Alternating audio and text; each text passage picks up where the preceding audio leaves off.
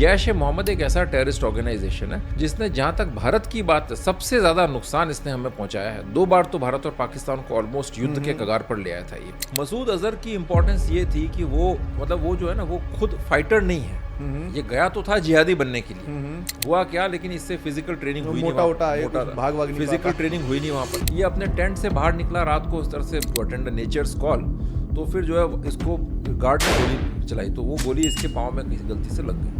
इनसे मैंने इंटरव्यू भी किया, वो कहते हैं कि साहब आईएसआई को क्या पड़ी है कि एक आदमी को छुड़वाने के लिए वो पूरा अपना नेपाल का बेस खराब करेंगे। वो मना करते हैं कि इस पर रोल नहीं था। लेकिन जब मैंने और गहन छानबीन की तो मुझे पता चला कि मसूद अजहर इतना इम्पोर्टेंट था कि उसके लिए आप नेपाल के बेस को सेक्रीफाइस कर सकते थे। इतना इम्पोर्टेंट था मसूद अजहर जो है।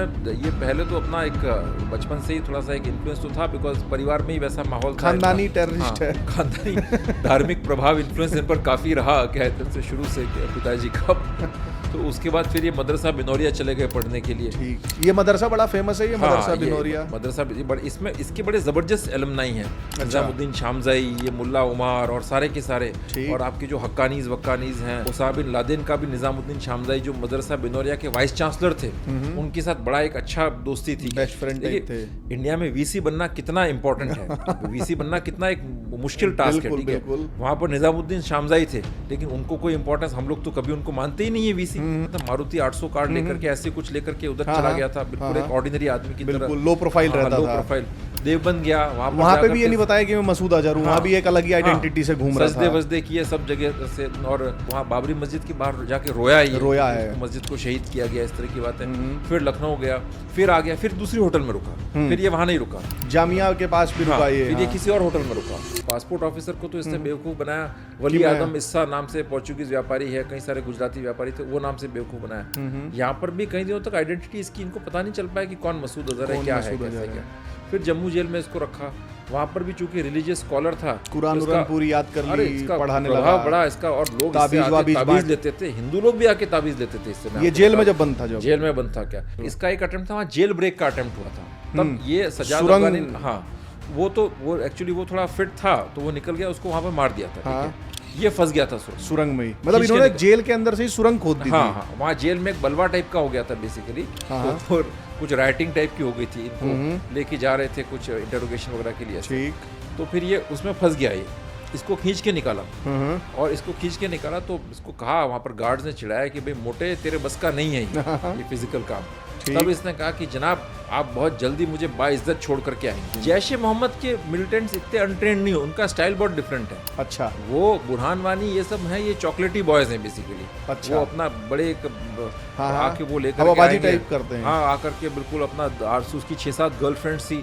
इनका स्टाइल ये बहुत क्लासिक ट्रेड क्राफ्ट है इनका। ठीक, इनका स्टाइल जो है ना उमर फारूक वाला है, जो पुलवामा का मास्टरमाइंड था, और उसके अंदर कुछ एक जो हार्डकोर ट्रेन टेररिस्ट हैं जैश लश्कर के, जो वो अपना वेपन्स लेकर के निकल जाते हैं। तो क्या हम इस काबिल हैं कि हम उसको हैंडल कर सकें? और एट द सेम टाइम अगर पाकिस्तान बॉर्डर खोल देता है, चाइना बॉर्डर पर कुछ, तो बांग्लादेश भी है, उधर तालिबान भी है, हम क्या कैसे टैकल करेंगे? हमारी स्टेट पुलिस फोर्सेस है, आप उनके अगर हाल देखें जाकर के, तो 1600 मीटर दौड़ भी नहीं सकते, 90% तो पुलिस वाले, आपके जो पुलिस वाले एसपीज वगैरह जो है वो अपनी रिवॉल्वर नहीं लोड कर सकते, बिल्कुल चलाई नहीं होगी, जंग लग गया होगा। अभी राजस्थान में हमारे एक इंसिडेंट हुआ, आई थिंक किसी एसपी ने किसी गार्ड को कहा कि अपनी SLR या AK-47 क्या थी उसको लोड करो, तो उसने वेपन नीचे गिरा दिया, ऐसा कुछ हुआ। ठीक है, थोड़ा सा सेल्फ डिफेंस की अवेयरनेस जो होती है ना, फिजिकली फिट हो, ये सारा यूथ ड्रग्स के अंदर बिल्कुल ज़्यादा करके। और मैं यंगस्टर्स को देखता हूँ, सरकारी नौकरी के लिए 12-12, 15-15 साल तक दिल्ली में रह करके भीख मांगते हैं, 50 ज्योतिषियों के पास जा करके दोरे धागे ताबीज अंगूठियाँ बनवाते हैं कि भाई इस बार सिलेक्शन हो जाए, मतलब चाहे वो IAS का एग्ज़ाम हो या स्टेट सर्विस का एग्ज़ाम हो। उनकी जान निकली जा रही है, उनका क्या कॉन्फिडेंस है आप बताइए? जिस यूथ का ये कॉन्फिडेंस है कि वो सरकारी बाबू बनने के लिए जो है ना इतने सालों तक भीख मांगता रहता है, वो क्या मजबूती उसमें होगी आप? नमस्कार दोस्तों, कैसे हैं आप सभी लोग? उम्मीद करता हूं ठीक होंगे। अभी हाल ही में IC-814 पे एक फिल्म बनी थी जिस पे बहुत कंट्रोवर्सी हुई थी। वो केस क्या था, वो प्लेन हाईजैकिंग क्या थी? आपने 26/11 का जो हमला हमारे देश पे हुआ था उसके बारे में सुना होगा, जाना होगा। मसूद अजहर एक टेररिस्ट है, इसके बारे में आप लोगों ने कभी सुना होगा। पुलवामा, बालाकोट, पठानकोट, लश्कर-ए-तैयबा, जैश ए मोहम्मद, हिजबुल मुजाहिदीन, सिमी, ये सब जो टेररिस्ट ऑर्गेनाइजेशंस हैं, इस्लामिक ऑर्गेनाइजेशंस जो हैं, इन सब के बारे में भी आपने सुना होगा। कश्मीर में निज़ाम मुस्तफ़ा और ये जो नारे लगते हैं, अभी कश्मीर में जब इलेक्शन चल रहा था तो पब्लिक रिएक्शन में बहुत सारी रॉ वीडियोस हमारे सामने आई जहाँ पे कश्मीरियत का बुर्का उनका हम सबको दिख गया। तो इन्हीं सब चीज़ों पे बात करने के लिए आज हमारे साथ एक बहुत विशेष मेहमान हैं, डॉक्टर अभिनव पांड्या जी। आप सेंट स्टीफन्स कॉलेज के एलुमनाई हैं, आपने कॉर्नेल यूनिवर्सिटी से पढ़ाई की है, यूएस में काफ़ी समय तक रहे हैं। उसानास फाउंडेशन के आप सीईओ एंड फाउंडर हैं जो सिक्योरिटी और फॉरेन पॉलिसीज़ पे काम करता है। आप उदयपुर में आपका निवास है। 3 किताबें आपने लिखी हैं, terror financing in Kashmir, radicalisation in India, और ये जो किताब जिस पे आज हम बात करेंगे, inside the terrifying world of Jaish-e-Mohammed. तो ज़्यादा समय नहीं लेते हुए, क्योंकि ये किताब इतनी रोचक है और इतनी इंटरेस्टिंग है, मतलब, और इतनी रिसर्च्ड है कि मैं स्वागत करूंगा डायरेक्ट अभिनव जी का। अभिनव भैया नमस्ते, स्वागत है आपका। तो अभिनव भैया नमस्ते, स्वागत है आपका। आपने किताब तो वो लिखी है कि मतलब जिस टॉपिक पे नॉर्मल अगर कोई वीडियो भी यूट्यूब पे डाले तो वो डिमोनेटाइज हो जाता है, और मतलब अगर ये किताब किसी के पास अगर कोई बस में जा रहा हो पढ़ता हुआ तो लोग डरने लगे उससे कि ये कौन है। तो ये जो किताब है, ये inside the terrifying world of Jaish-e-Mohammed, तो ये लिखने का आइडिया कहाँ से आया आपको? बहुत बहुत धन्यवाद कौशले जी, आपने मुझे बुलाया यहाँ पर। डेफिनेटली मुझे बड़ा अच्छा लगा। अब किताब लिखने का आइडिया, आपने बड़ा एक दिलचस्प सवाल किया है से। तो मैं ये कहूँगा कि मेरा इंटरेस्ट इस फील्ड में बहुत लंबे अरसे से था, क्योंकि मेरे पिताजी खुद पुलिस सर्विसेज में कार्यरत थे, और उस वक्त ये जो सारी घटनाएं हुई थी 9/11 की, और एक आपका कैलकाटा के अंदर अमेरिकन सेंटर था, उसको बॉम्बिंग का भी प्लॉट रचा गया था, और सारा ये जो इस्लामिक टेररिज्म का जो ग्लोबली डिस्कोर्स चल रहा था, तो तब से इंटरेस्ट हमारा इसमें डेवलप हुआ था। तो अब उस इंटरेस्ट को हम सोचते थे कैसे कल्टीवेट किया जाए, क्या किया जाए। तो मैं अपना अमेरिका का एजुकेशन फिनिश करके यहाँ पर आया था। तो इनिशियली मैं यूएन काउंटर टेररिज्म कमेटी में काम करना चाहता था। तो वहाँ पर जब मैं गया था तो उस वक्त आई थिंक हमारे एक मिस्टर नाम्बियार करके थे, वो यूएन में शेफ द कैबिनेट थे, तो वो इंडियन फॉरेन सर्विसेज के थे, बहुत ही अच्छे और बहुत ही सज्जन एक मेंटोर थे। तो उन्होंने कहा कि भाई आप इसमें कोशिश करके देखो।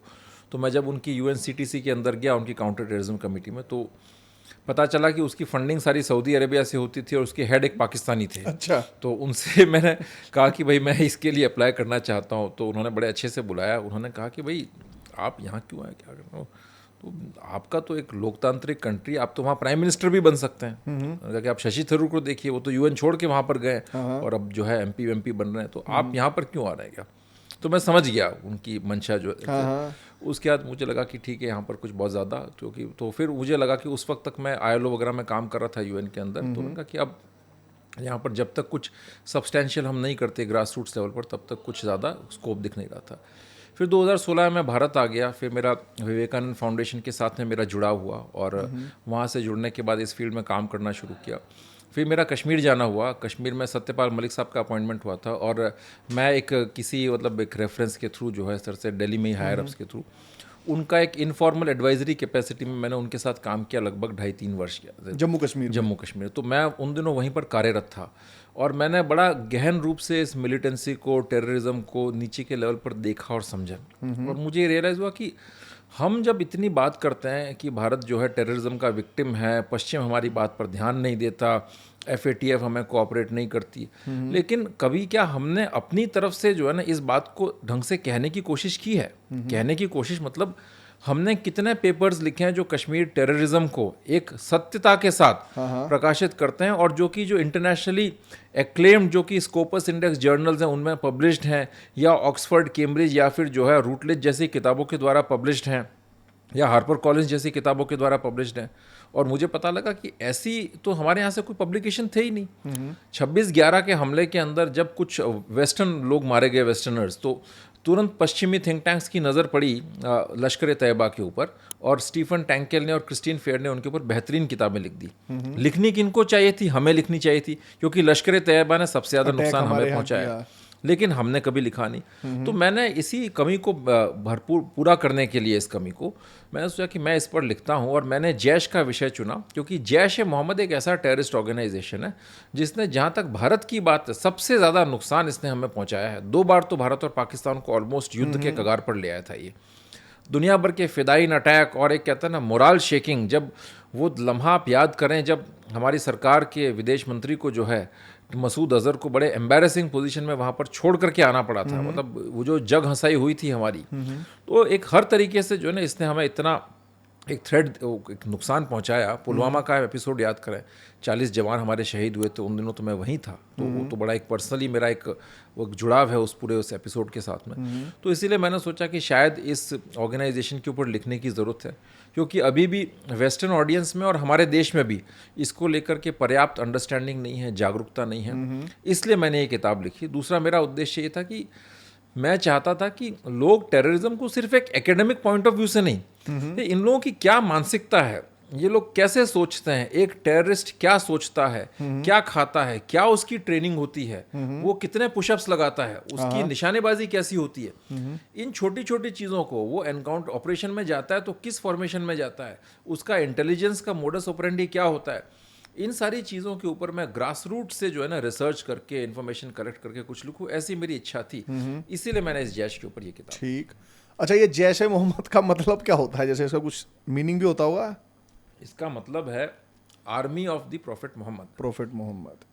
अच्छा, जैसे मतलब एक बहुत कंफ्यूजिंग सा रहता है, एक तो इनके सारों के नाम भी एक से ही लगते हैं कॉमन पब्लिक को। तो जैसे एक जैश ए मोहम्मद है, एक लश्कर ए तैयबा है, एक हिजबुल मुजाहिदीन है। आपने अपने बुक में ऐसे हेडिंग में भी लिखा है द सिनिस्टर ट्रिनिटी ऑफ ये तीनों का।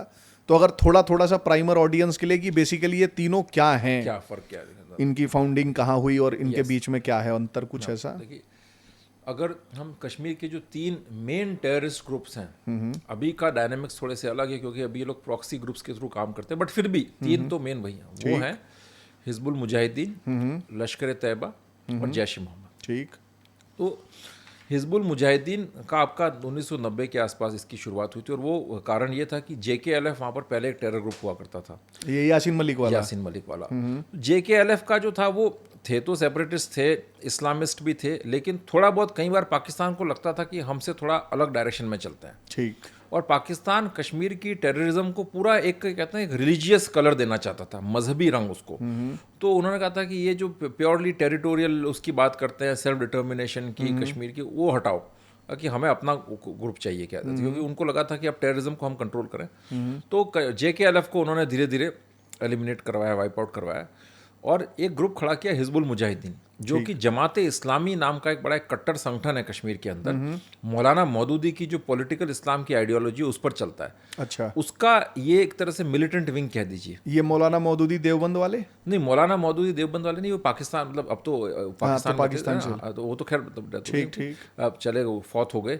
लेकिन जो है ये मौलाना मौदूदी पॉलिटिकल इस्लाम के जनक हैं साउथ एशिया के अंदर। अच्छा। ठीक है ना, ये बात इनका जो कहना है, इनकी आइडियोलॉजी का इनका ये कि इस्लाम आपकी ज़िंदगी का जो एक से एक एलिमेंट है उसको कंट्रोल करे, क्या कैसे सोते हैं, कैसे खाते हैं, आपकी पर्सनल लाइफ उसको भी गवर्न करे, और जो आपकी शासन प्रणाली है, आपकी न्याय प्रणाली है, आपकी जो पुलिस व्यवस्था है, आपका शासन तंत्र है, वो भी पूरे इस्लामिक तरीके से ही संचालित हो। तो उनका ये मानना है कि इस्लाम एक सर्वोपरि, एक सर्वव्यापक एक सिस्टम है, और हर चीज़ उसके अकॉर्डिंग चलनी चाहिए। ठीक। इसके लिए कई लोग पॉलिटिकल इस्लाम वर्ड भी यूज़ करते हैं, लेकिन मैं थोड़ा सा इससे इत्तेफाक नहीं रखता हूँ, क्योंकि जब आप वर्ड पॉलिटिकल इस्लाम यूज़ करते हैं तो आप डिफ्रेंशिएट करते हैं पॉलिटिकल इस्लाम और इस्लाम के अंदर। फिर आपको एक बहाना मिल जाता है कि नहीं साहब, ये पॉलिटिकल इस्लाम तो एक पॉलिटिकल प्रोपेगेंडा है और ये टेररिस्ट यूज़ करते हैं, आखिर इस्लाम में ऐसी कोई प्रॉब्लम नहीं है। मैं यहाँ पर कोई बाइगोटेड बात नहीं कर रहा हूँ, लेकिन आप किसी भी अनेक मौलवियों से बात करिए, मेरी कई सारे अहले हदीस और उनके जो मौलवियों से बात हुई है, उन्होंने कहा कि साहब सियासत के बिना इस्लाम कुछ है ही नहीं। अगर कोई ये कहता है कि सिर्फ 5 वक्त नमाज पढ़ना इस्लाम है तो गलत है। बिल्कुल। सियासत इस्लाम का एक अहम अंग है, क्या कहते हैं ना, जैसे जिहाद और ये सारे के सारे जो मेन उनके जो कहते हैं 5 वो हैं जो इनके, तो उस तरीके से ये एक अहम अंग है उसका। तो इसलिए पॉलिटिकल इस्लाम एक गलत टर्मिनोलॉजी है, because Islam itself is political. बिल्कुल। तो मौलाना मौदूदी की आइडियोलॉजी थी, तो मौलाना मौदूदी की जो उसके आइडियोलॉजी पर जो जमाते इस्लामी जो काम कर रही थी, जो बनी, उसका मिलिटेंट विंग है हिजबुल मुजाहिदीन। उसमें मोस्टली कश्मीरी लड़के हैं, लेकिन वो हार्डकोर कंप्लीटली एक रिलीजियस, मतलब कहते हैं ना, आइडियोलॉजी पर काम करता है, लेकिन उसमें लोकल लड़के हैं। लश्कर ए तैयबा भी एक टेररिस्ट ग्रुप है, वो एक फॉरेन टेररिस्ट ग्रुप है, वो है ना, वो बेसिकली उसका फॉर्मेशन अफगानिस्तान, पाकिस्तान वगैरह वहाँ का इधर से। तो उसमें फॉरेन टेररिस्ट उनका एक एलिमेंट वो एक ज़्यादा रहता है और कंट्रोलिंग उसमें रहता है। हालांकि अब तो लोकल लड़के भी बहुत ज्वाइन करते हैं कश्मीर के अंदर, लोकल लड़के भी लश्कर काफ़ी ज्वाइन करते हैं, लेकिन लश्कर ए तैयबा की जो पहचान है वो ऐसे मानी जाती है, पाकिस्तान आर्मीज गुड बॉयज, उनको सोल्जर्स विदाउट यूनिफॉर्म भी कहा जाता है। अच्छा, मतलब उसके अंदर कई बार तो पाकिस्तानी आर्मी के जो उनके ऑफिसर्स होते हैं वो भी आते हैं। जैसे कुका पारे एक इखवानी था, उसको मारने के लिए पाकिस्तान आर्मी का एक कैप्टन था, वो आया था, वो लश्कर का मेंबर बन करके आया था, उसका गर्दन काटी थी कुका पारे की उसने हाजिन के अंदर, कश्मीर में, नॉर्थ कश्मीर में, ठीक है। तो लश्कर ये है, और लश्कर जो है अहले हदीस आइडियोलॉजी में बिलीव करता है, जिसको आप वहाबी भी कह सकते हैं, सल्फी भी कह सकते हैं, कुछ छोटे मोटे रेफरेंसेस हैं लेकिन मोटे मोटे यही बात है, ठीक है ना। तो उसमें बिलीव करता है, और ये पाकिस्तान आर्मी का, उनका आईएसआई का सबसे प्रिय शिष्य है और सबसे इफेक्टिव कंट्रोल इनका है। जैश ए मोहम्मद तीसरा ग्रुप है। जैश ए मोहम्मद जो है ये देवबंदी टेररिस्ट ग्रुप है। ठीक, देवबंदी एक आइडियोलॉजी, आप उसको मान के चलें कि साउथ एशिया का वहाबिज्म जो है, ये बड़े उनके क्लोज हैं। क्या कुछ माइनर डिफरेंसेस है कि जैसे जैसे जबकि देवबंदी है, ये लोग भी कुछ सूफी जो एक्सट्रीम सूफी है, नक्शबंदी वगैरह उनमें मानते हैं, लेकिन अहले हदीस वाले वो बिल्कुल भी सूफी और ये मज़ार वगैरह पूजने उसमें बिल्कुल नहीं मानते। ये लोग मानते हैं, लेकिन वो अलग थियोलॉजिकल पार्ट अलग हो जाता है, फिर उसमें हम जाएंगे तो बहुत लंबी बहस निकल जाएगी। तो ये भी एक फॉरेन टेररिस्ट ग्रुप है, इसके ऊपर भी पाकिस्तान आर्मी आईएसआई इनके द्वारा संचालित होता है। लेकिन मैं कहूँ कि जैश ए मोहम्मद का अपना इतिहास है पाकिस्तान के अंदर। इनका इतिहास जो है ना वो देवबंदी एक्सट्रीमिज्म का, और वो 150 साल पुराना इतिहास है। अच्छा, वो पाकिस्तान से भी पुराना है, आईएसआई से भी पुराना है, और ये प्योरली एक रिलीजियसली मोटिवेटेड और फेनेटिक ऑर्गेनाइजेशन है। तो ये जरूरत पड़ने पर आईएसआई के खिलाफ भी जा सकते। ठीक, और इनका विजन जो है, लश्कर ऑलमोस्ट पाकिस्तान आर्मी के उनके डिक्टेट्स पर ही काम करता है, ये कई बार उससे डिविएट भी कर जाते हैं, और इनका विजन ज़्यादा रिलीजियस है, और ये पैन इंडिया पूरे भारत को अपना एक टारगेट मान के चलते हैं। ज़्यादा सच्चे मुस्लिम हैं इन तीनों के कंपैरिजन में। हिजबुल मुजाहिदीन कश्मीर पर फोकस करता है, लश्कर तैयबा मोटे तौर पर कश्मीर पर फोकस करता है। हालांकि लश्कर ने दिल्ली के अंदर और वहाँ पर एक्टिविटीज़ की हैं वो अपना बॉम्बे वगैरह में, लेकिन वो पाकिस्तान के डायरेक्शंस पर ही। इनका अपना एक विजन है। ये तो इंडिया अमेरिका दोनों पे, हाँ, सबसे ज़्यादा, और इंडिया अमेरिका और आपका इजराइल को भी अपना दुश्मन मानते हैं। लेकिन ये अक्रॉस इंडिया जो है ना, ये जैश वाले, जैसे जब मसूद अजहर आया था तो वो देवबंद गया था, फिर आपका वो अयोध्या गया, हम आएंगे उस पर, वो जहाँ जहाँ घूम के आया था वहाँ वाले पे। जब अभी शुरुआत में बात हुई थी तो आपने बताया, सोचिए कितना एम्बैरेसिंग था कि हमारे देश के गृह मंत्री इतने लोगों को छोड़ने गए।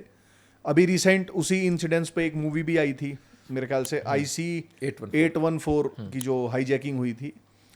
इसके बारे में थोड़ा बताएंगे जरा, इस पे बहुत कंट्रोवर्सी चली थी, मैं इसलिए पूछ रहा हूँ, और आपने बुक में इसके बारे में मैंने वो मूवी देखी है, उसमें कुछ प्रॉब्लम्स हैं ना। एक तो जैसे जो बात आती कि वो जो कोड नेम की भोला शंकर वगैरह, वो कोड नेम यूज किए थे उन्होंने। टेररिस्ट कभी भी होता तो वो अपने नाम से, असल नाम से नहीं आएगा, ठीक है। और वो क्या, टेररिस्ट जब भी कोई ऑपरेशन करते हैं तो उनका एक साइकोलॉजिकल एम भी होता है। बिल्कुल, भोला शंकर वगैरह से लार्जर ऑडियंस को मैसेज, साहब ये तो हिंदू टेररिस्ट है, कंफ्यूजन क्रिएट करने, कसाब का भी जैसे कलावा वाला था, बिल्कुल है ना। तो अब ये चाहते तो ये लोग ये कर सकते थे कि इनको क्लैरिफिकेशन देना चाहिए था लास्ट के अंदर कि भाई ये कोड नेम्स है, ठीक है। दूसरी बात, इसमें पाकिस्तान के रोल को इन्होंने ठीक से ये बताया नहीं है, ठीक है। अलकायदा का रोल था, तो उसमें कोई गलत बात नहीं है। अलकायदा का डेफिनेटली एक रोल था, बिकॉज ये मसूद अजहर का जो फादर जो था, उसको उसामा बिन लादेन बहुत पसंद करता था। अच्छा, हाँ, और तो खानदानी टेररिस्ट है, खानदानी टेररिस्ट है, बिल्कुल, क्या सर, ठीक है।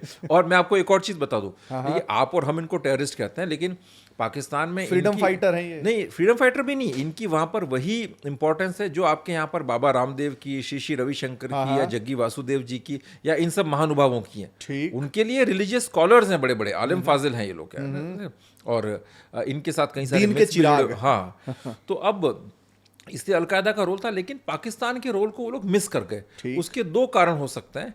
एक तो ये कि शायद उनका कोई आइडियोलॉजिकल इशू हो, ठीक है, इस तरह से, जो कि जनरली हमारी बॉलीवुड में, फिल्म इंडस्ट्री के अंदर लोग बड़ी एक थोड़ी आप कह सकते हैं लेफ्टिस्ट या प्रो इस्लामिस्ट आइडियोलॉजी के लोग हैं। और दूसरा कारण जो कि मुझे ज़्यादा लगता है भारत के केस में, रिसर्च की कमी।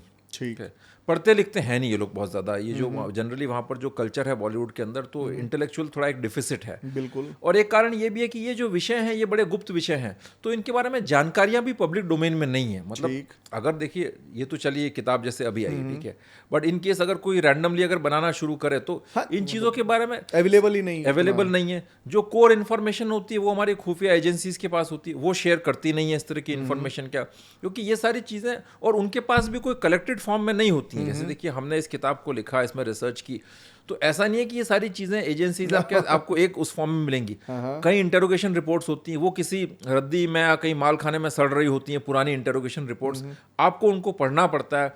वो एक अलग, कई बार लैंग्वेज ही समझ में नहीं आती है, क्या बोल रहा है, किस तरह की बात कर रहा है, उनकी ड्राफ्टिंग बड़ी अलग तरह की होती है जैसे, तो इसलिए उसमें बड़ी मेहनत करके निकालना पड़ता है। तो रिसर्च की कमी भी एक बड़ी प्रॉब्लम है। ठीक। लेकिन एक बात मैं कहूँगा, मूवी जो है ना, जो उसको देखा मैंने, एक कंपेलिंग मूवी है ना, वो काफ़ी हद तक चीज़ों के फ्लो को अच्छे से ही बताती है।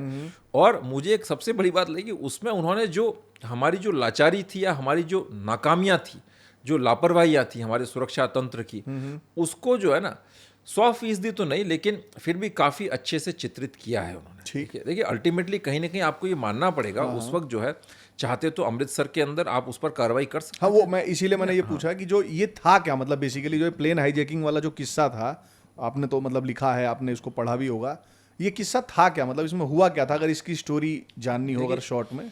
मसूद अजहर जो था वो पाकिस्तान के लिए बड़ा इंपॉर्टेंट आदमी था।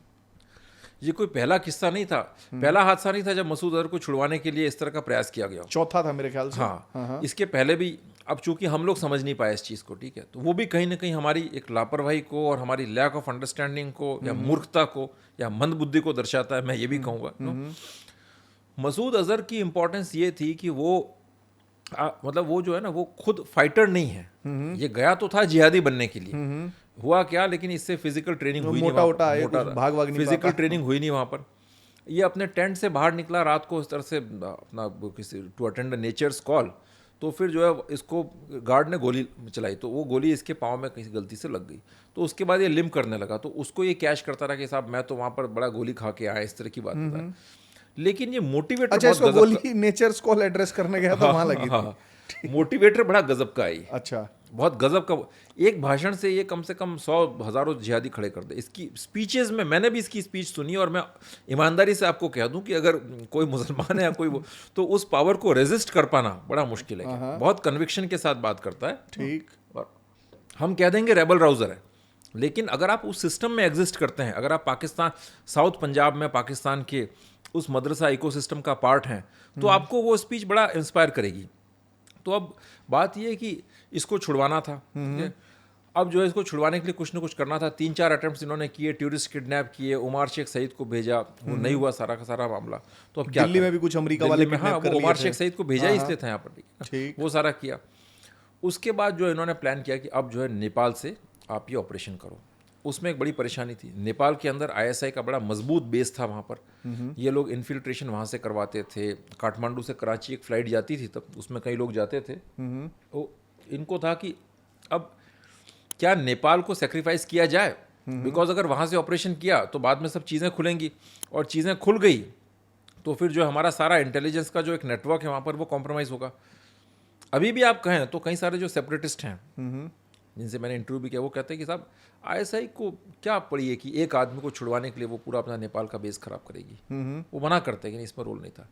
लेकिन जब मैंने और गहन छानबीन की तो मुझे पता चला कि मसूद अजहर इतना इम्पोर्टेंट था कि उसके लिए आप नेपाल के बेस को सेक्रीफाइस कर सकते थे। इतना इम्पोर्टेंट था और वो उन्होंने किया सेक्रीफाइस, वहाँ से ये करवाया। उसके अंदर बड़ा फेमस किस्सा है, पाकिस्तानी हाई कमीशन का एक अफसर था अरशद चीमा, वो एक बैग सीक्रेटली दे करके आया था। मैंने जिक्र भी किया है इस किताब के अंदर उसमें पूरा।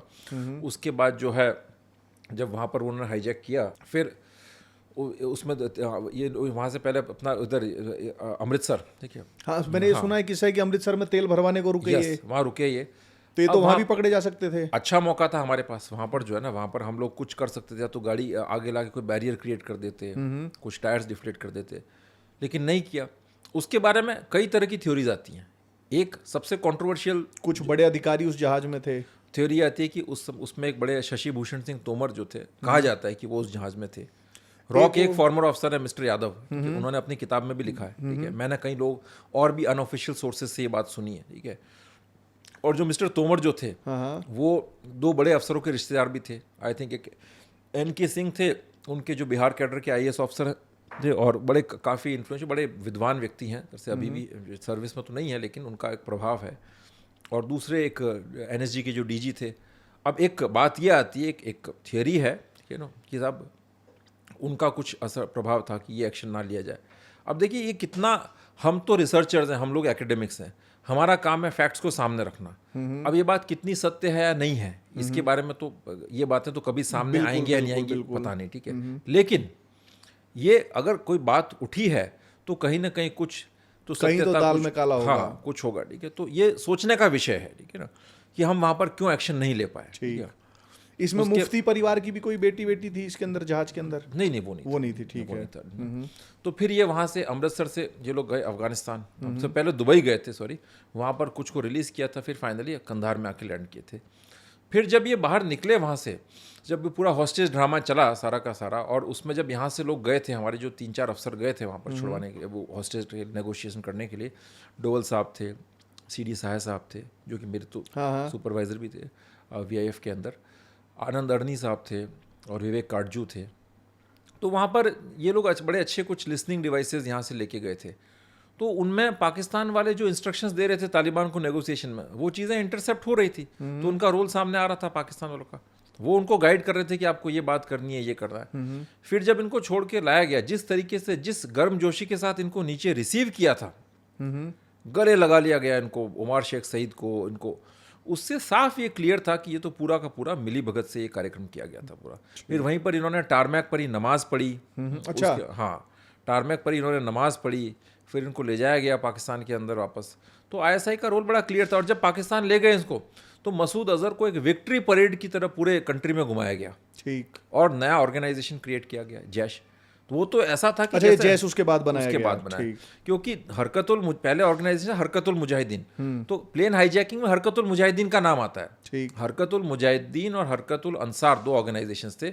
वो बेसिकली निकले थे हुजी से। हरकतुल जिहाद अल इस्लामी 1979 में बना था, पहला देवबंदी टेररिस्ट ऑर्गेनाइजेशन था, ठीक है। अब उनके बाद में लीडरशिप को लेकर के इश्यूज हो गए थे। फजलुर रहमान खलील जो थे, वो हुजी के चीफ थे, इनके आपस से इश्यूज थे, तो ये ऑर्गेनाइजेशन बढ़ गए, हरकतुल मुजाहिदीन बना, हरकतुल इस्लाम बना। इनके बीच में झगड़े चल रहे थे कश्मीर के अंदर। फिर कहा कि साहब इनको पैचअप करके एक हरकतुल, आपका जो हरकतुल अंसार, सॉरी, हरकतुल मुजाहिदीन और हरकतुल अंसार था, ठीक है, हरकतुल अंसार। तो फिर उन्होंने कहा कि इनको पैचअप करवा देते हैं, इनको जो ना सारा का सारा। तो उसके लिए पैचअप करवाने के लिए यहाँ पर आया था कश्मीर के अंदर मसूद आया था, इनको पैचअप करवाने के लिए।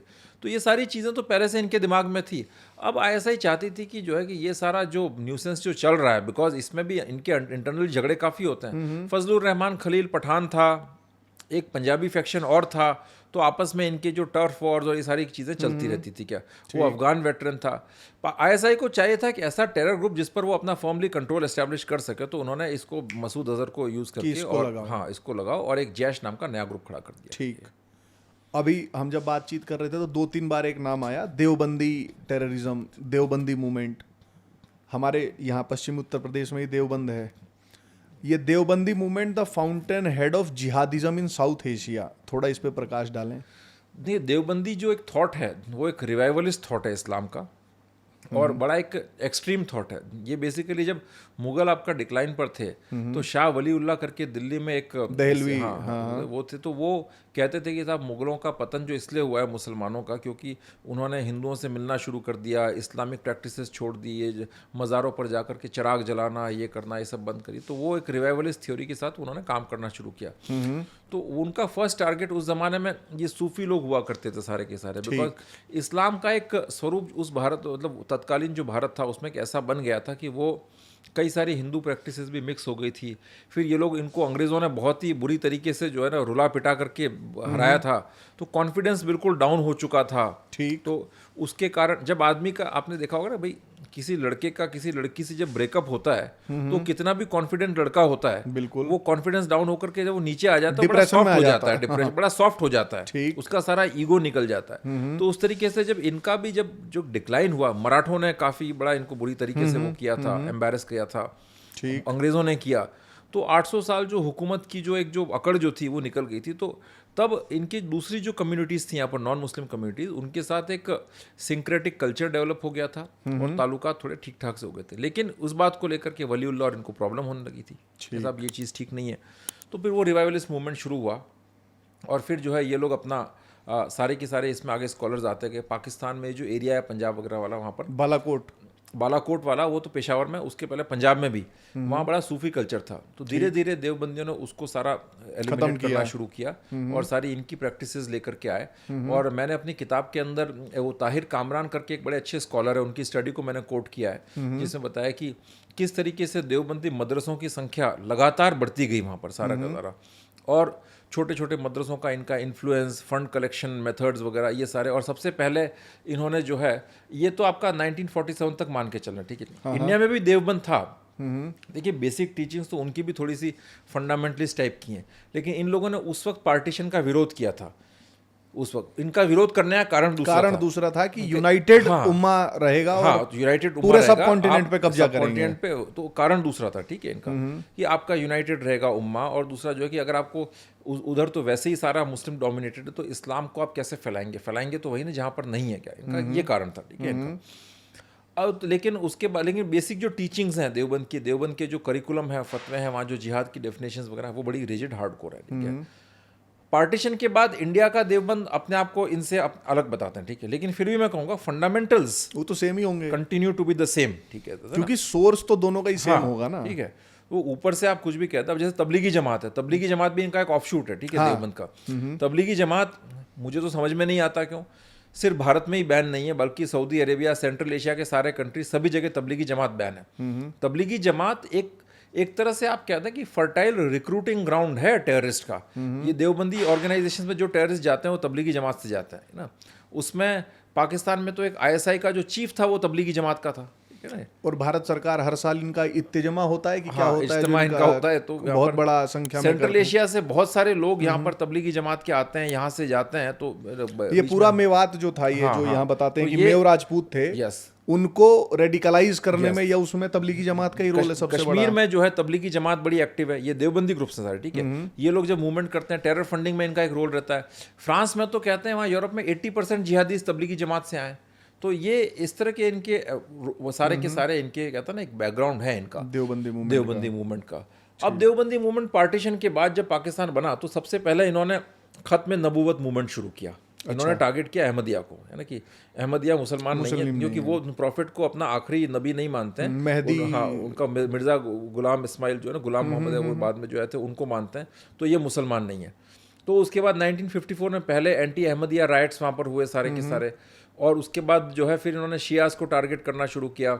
फिर जो है 79 में जब इधर जो रशिया का अफगानिस्तान में इंटरवेंशन हुआ, तो अमेरिकन ने सोवियट्स के अगेंस्ट मुजाहिद खड़े किए, तो उसमें इन्होंने एक बड़ा एक क्रूशियल रोल प्ले किया। तो ये हुजी वगैरह बन गए। फिर इनके कुछ ग्रुप्स हैं, आपका लश्कर जांगवी, सिपाही सहावा, वो बिल्कुल एंटी शिया ग्रुप्स हैं। तो देवबंद का एक पूरा एक मान के चले एक इकोसिस्टम है, पूरा का पूरा नेटवर्क है, ठीक है। इसमें जैश उसकी एक आखिरी कड़ी है, मतलब सबसे बहुत लेट स्टेज पर आया। ठीक। अभी जब मसूद अजहर की बात चल रही थी तो मैंने आपको रोका था कि हम उस पर बात करेंगे।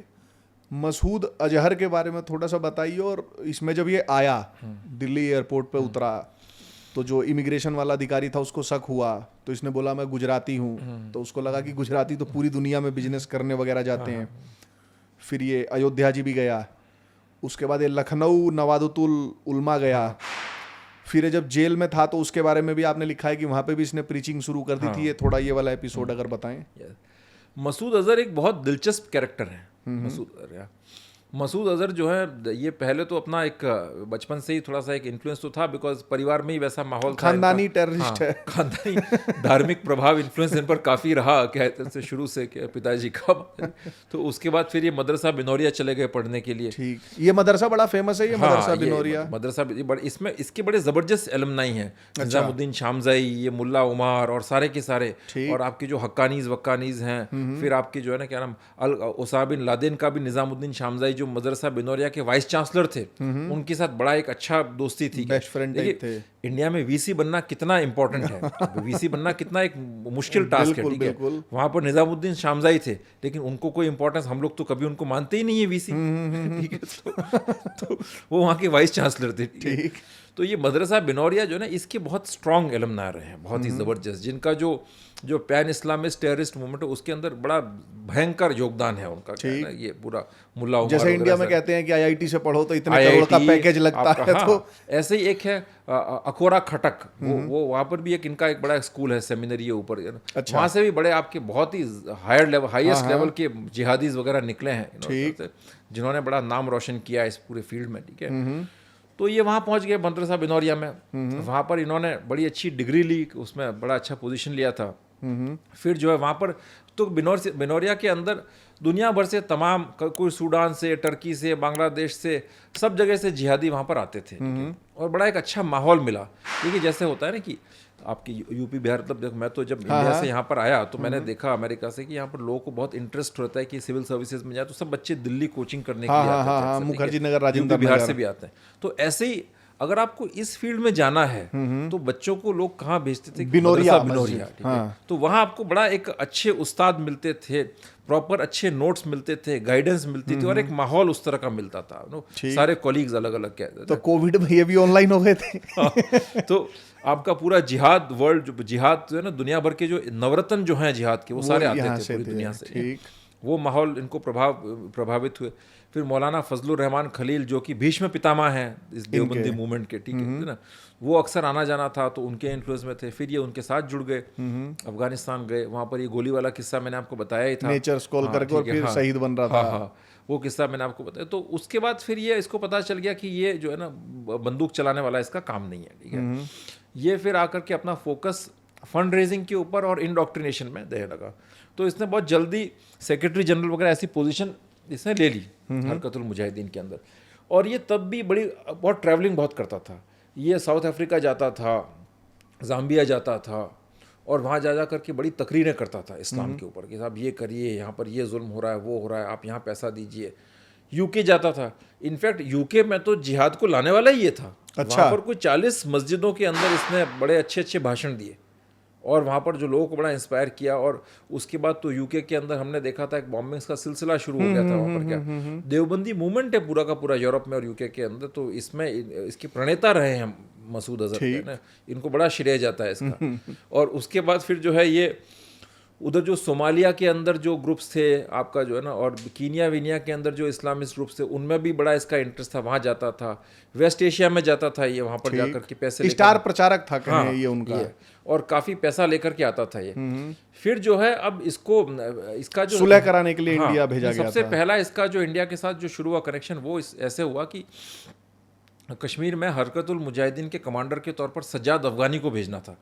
सज्जाद अफगानी बेसिकली था तो अफगानिस्तान का, सॉरी पीओके का, पाकिस्तान ऑक्यूपाइड कश्मीर का, मगर वो अफगानिस्तान में लड़ा था सोवियत्स के अगेंस्ट, तो इसलिए उसके आगे लग गया अफगानी।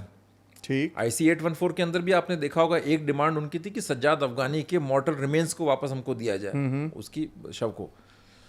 तो अफगानिस्तानियों वालों ने, तालिबान ने पूछा ये अफगानी कहाँ से आ गया कश्मीर में? तब पता चला कि ये अफगानी नहीं था, लेकिन वहाँ ये सोवियत के खिलाफ लड़ा था, तो वो फाइटर लग गया था, वो अच्छा फाइटर था, वॉर वेटरन। तो उसको छोड़ने के लिए कश्मीर में ये पहले बांग्लादेश आया, और वो दौर था जब बांग्लादेश के अंदर जनरल इरशाद से ट्रांजिशन हुआ था, और ये BNP VNP ये सारी पार्टीज बांग्लादेश में आनी 2001। हाँ, उसके मतलब ये पुरानी 92 93। अच्छा, ठीक। वो थोड़ा चेक करना पड़ेगा तब कौन सी। हाँ, नहीं ठीक, मैं वो कंफ्यूज कर गया था। 2001 में BNP आई थी दोबारा, 95 में भी BNP थी शायद। अच्छा हाँ, ठीक। वो थोड़ा फैक्ट्स को चेक करना पड़ेगा। तो ये बांग्लादेश गया पहले सज्जाद अफगानी को लेकर के। उसके बाद फिर वहाँ से जो है इसने सज्जाद अफगानी को इन्फिल्ट्रेट करवाया। तो वो मैंने सारे होटल्स के नाम लिखे हैं इसमें। अशोका होटल में रुका? नहीं, वो तो दिल्ली में, वो इसके बाद की बात है ना। बांग्लादेश में कहाँ रुका था वही मैंने लिखे। इसको वो जो गाइड था उसने इन्फिल्ट्रेट करवाया, और फिर ये अंदर आकर के सज्जाद अफगानी आ गया कश्मीर के अंदर। अब बाद में फिर इसको भेजा गया कि भाई अब आप जाइए, क्योंकि सुलह करानी दोनों के बीच में। तो ये पोर्चुगीज पासपोर्ट पर ट्रेवल कर रहा था। वो पासपोर्ट इसका जब ये इंग्लैंड यूके में था वहाँ बना था। ठीक। तो वहाँ से ये आया, और ये भी बांग्लादेश के रास्ते से ही आया था, ठीक है ना। तो विमान एयरलाइंस के अंदर फिर दिल्ली पहुँचा। दिल्ली के अंदर आपका अशोका में रुका। अशोका में आप सोचिए आज भी रुकना कोई आसान काम नहीं है। ये तब रुका, ठीक है, ये तब अशोका में रुका। उसके बाद, और ये ट्रेड क्राफ्ट का मास्टर आदमी था, सेल्समैन। हाँ, मतलब क्या यहाँ से गया एक, आई थिंक उसमें लिखा है मैंने, एक बड़ी रैंडम ले, मैं वो कहते हैं मारुति 800 कार लेकर के ऐसे कुछ लेकर के उधर चला गया था, बिल्कुल एक ऑर्डिनरी आदमी की तरह, बिल्कुल लो प्रोफाइल रहता लो था। प्रोफाइल।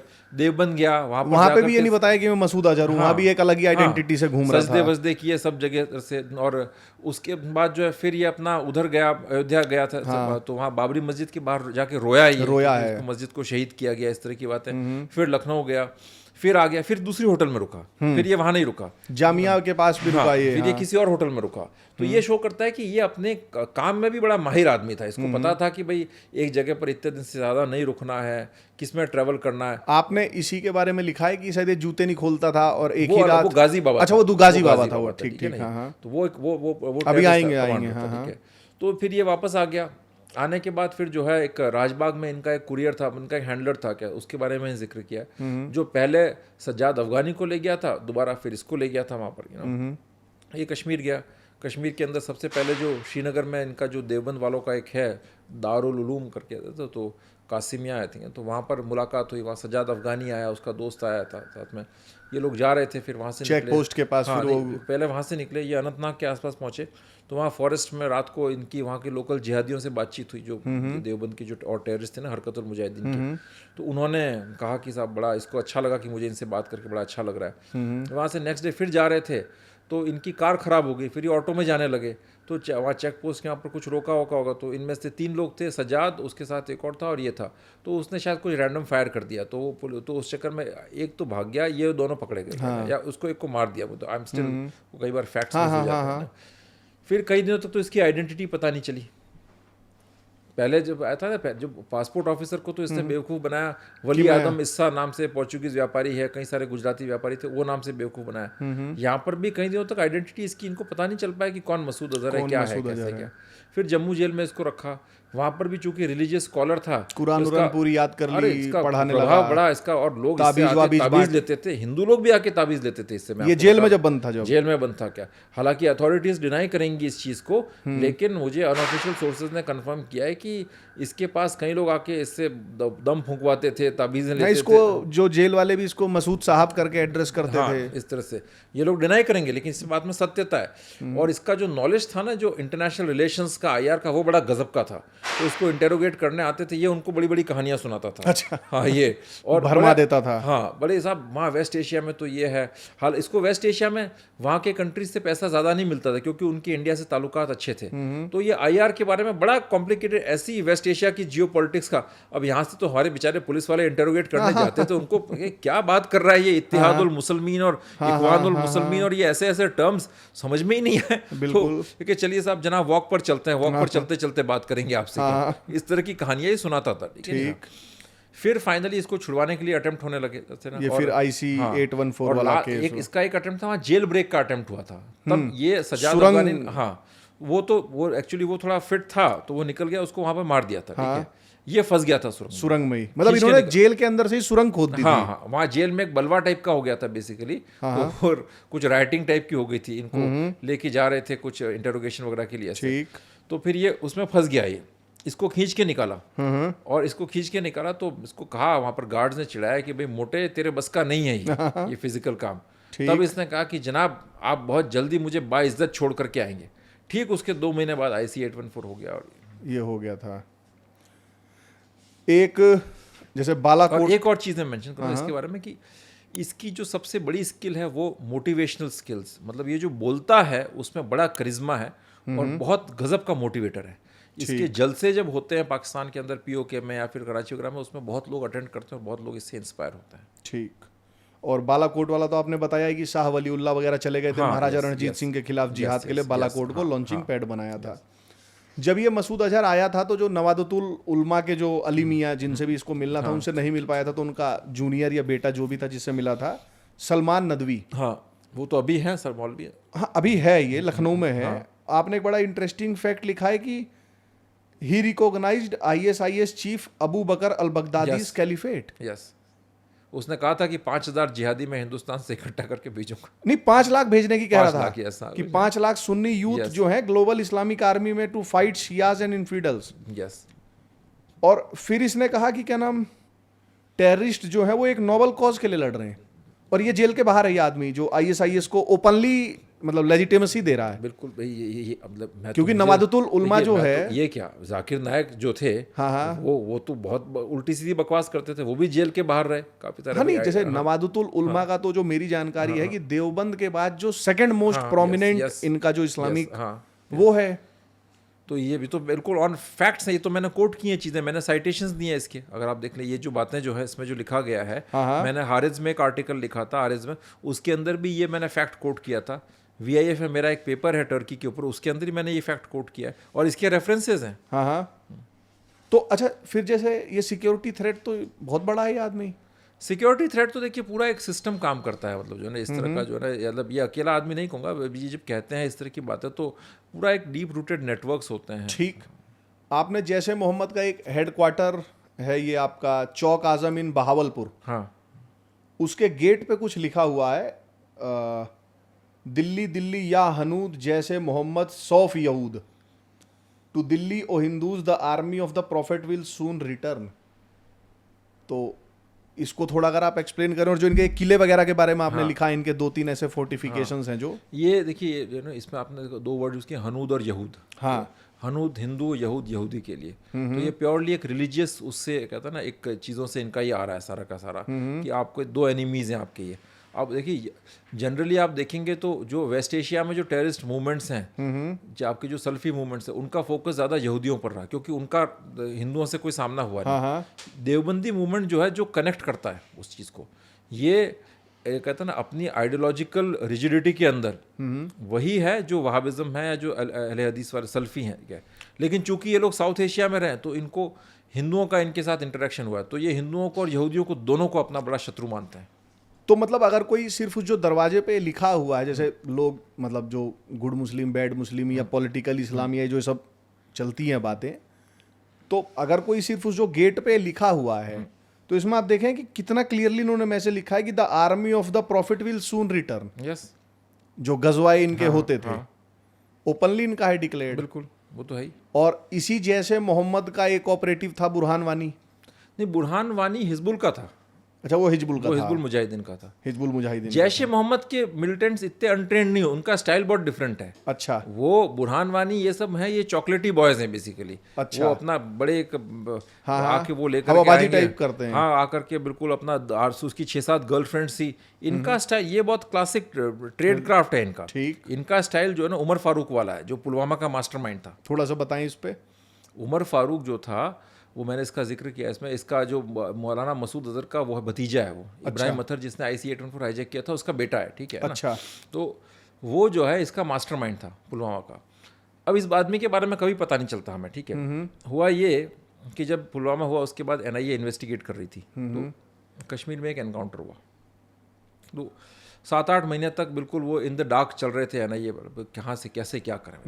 NIA के भी अपने चैलेंजेस थे, बाहर की एजेंसी है, वहाँ जाकर के अब किसको इंटेरोगेट करो, क्या करो, कुछ मिल नहीं रहा था, कोई क्लू नहीं मिल रहा था। तो इसी दौरान उन्होंने कहा था भाई कश्मीर में कि लोकल पुलिस को बोल रखा था कि भाई जैश के कोई भी एनकाउंटर्स वगैरह हों तो आप हमको बता दिया करो, उसमें जो भी जब्ती वगैरह जो होती है, इस तरह से चीज़ें मिलती हैं, रिकवर होती हैं, उसमें हमारे काम की कोई चीज़ होगी तो हम देख लेंगे। ठीक। तो एक एनकाउंटर हुआ जिसके अंदर 2 लोग मारे गए, उसका मैंने कोड नेम लिखा है अल इद्रिस या कुछ ऐसा है।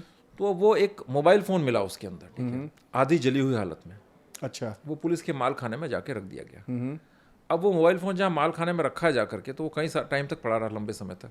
NIA ने उसको रिट्रीव किया JKP से, उसका बड़ा एक प्रोसेस होता है। वो मोबाइल फ़ोन फिर जो है उसको हमारा जो CERT सर्ट वगैरह उसके थ्रू हमें पता चला कि कहीं बाहर से भी अमेरिकन सिस्टम से भी उसको है ना, वो व्हाट्सएप को सारा उसमें मैसेजेस को डिकोड करा है। वो मोबाइल फ़ोन उमर फारूक का था। अच्छा, और उसमें उससे पूरी पुलवामा की जो साजिश जो है उससे सामने आ गई। तो ये मास्टरमाइंड था, कोई जानता भी नहीं था इसके बारे में। आप इसको देखेंगे तो ऐसा एक हैंडसम यंग लड़का लगता है। अगर आप इसको दिल्ली यूनिवर्सिटी यहाँ पर भेज दें, मैं आपको बता रहा हूँ, नॉर्मल ऐसे कपड़े पहना करके, तो ये मतलब कहता है ना बिल्कुल उस तरह का रिफाइंड टाइप का आदमी आपको ना अगले दिन कम से कम 7-8 लड़कियां अपने साथ घुमाता हुआ मिलेगा आपको ये। अच्छा, उस तरह का मतलब है ना, शक्ल से आपको नहीं लगेगा कोई छिछला। पुलवामा का मास्टरमाइंड था। मास्टरमाइंड था, सांगीन में ट्रेनिंग करके आया था अफगानिस्तान के अंदर, IED का एक्सपर्ट था ये। और बिल्कुल लो प्रोफाइल रहता था। लो प्रोफाइल, अपना आराम से। वहाँ जब रहा था ये पुलवामा के अंदर, तो जिस घर में रुकता था वहाँ इंशा जान करके लड़की थी, उसको ये डेट कर रहा था, ठीक है। उसके साथ इसके संबंध स्थापित हो गए थे। एक पत्नी थी पाकिस्तान में, इधर इंशा जान को, और उसको भी मोटिवेट कर दिया था इसने। अच्छा। उसकी एक दोस्त आई थी, उसको भी मोटिवेट कर दिया। पहले ये उसको सुसाइड बॉम्बर बना के भेजना चाहता था। इनको ये कहानियां सुनाता था सीरिया के ब्लैक विडोज वगैरह की इसकी, और फिर इस इंशा जान को भी सुनाता था। फाइनली फिर आदिल दार को भेजा, वो एक अलग चीज़ है। बट जैश के जो मिलिटेंट्स हैं ना, उनका स्टाइल बड़ा डिफरेंट होता है। वो बहुत हार्डकोर होते हैं और वो प्रोफेशनल होते हैं बहुत, मतलब वो उनका हवाबाजी करने वाला, लूज एंड्स नहीं छोड़ते ऐसे। हाँ, सोशल मीडिया वाला वो नहीं है उनका। इनके बहुत हाईली ट्रेंड होते हैं इनके लोग, क्या कहते हैं ना, को आपका इनकी कॉम्बैट ट्रेनिंग वगैरह। वो अच्छा, ये जैसे मोहम्मद पे बैन भी लग गया था, पाकिस्तान में लगा था बैन, यस। बट उसके बाद भी चल ही रहा था इसका। तो देखिए, बैन तो उस वक्त ये हुआ था कि मुशर्रफ ने जब अपना सपोर्ट डिक्लेयर किया ना अमेरिका के जो ग्लोबल वॉर ऑन टेरर था उसमें, तो पोस्ट जैसा 9/11। तो जैसा कि मैंने आपको बताया, मसूद अजहर का व्यू पॉइंट बड़ा एक रिलीजियस रहा है, ठीक है, सच ना। वो ISI को एक हद तक ठीक है, लेकिन उसका जो विजन जो है ना, वो पैन इस्लामिस्ट है, ठीक, ग्लोबल अलकायदा वाला विजन है, ठीक है। तो वो खिलाफ हो गया था इसके मुशर्रफ के एक असैसिनेशन अटेम्प्ट भी, असैसिनेशन अटेम्प्ट में भी इसका नाम आया था। वो कौन सी मॉस्क का केस है? वो लाल मस्जिद, वो 2007 की बात है। उससे पहले अटेम्प्ट हुए थे असैसिनेशन पर, तो मुशर्रफ पर 3 हुए थे, ठीक है। ठीक, उसमें इसका नाम आने लगा। तो तब फिर थोड़ा सा इनकी स्टेट जो है ना, जैश को थोड़ा सा कंट्रोल में करना चाहता था, तो इन पर थोड़ा बैन लग गया इनके ऊपर। ये एक फुरकान करके एक ऑर्गेनाइजेशन बन गया अलग से, और वो सब रहा। तो वो थोड़ा सा लो बर्नर पर रहा तब जैश, ठीक है। लेकिन तब भी जो है इनके कोई संबंध खत्म नहीं हुए। ISI का एक तरीका है, ISI जो है ना, वो अपने एसेट्स को कंट्रोल करना जानती है। उसको जो है सर से कुछ टाइम के लिए ठीक है, उनको अब अच्छा ठीक है, अब ज़्यादा जो है हमें अपनी अकड़ दिखा रहे हो, सर से ये कर रहे हो, तो हम आपको कुछ टाइम के लिए कंट्रोल करेंगे, फिर वापस करने। तो ISI ने इनका इंटैक्ट जो है ना, सर्वाइवल इनका इंटैक्ट रखा, इनको कभी डिस्ट्रॉय नहीं किया, ठीक है। कुछ टाइम तक आप उनके लिए थोड़ा सा ऑपरेट करना मुश्किल बना दो, ये कर दो जो है सर से, वो एक अलग चीज़ है। बट बाकी इनको सपोर्ट करते रहे।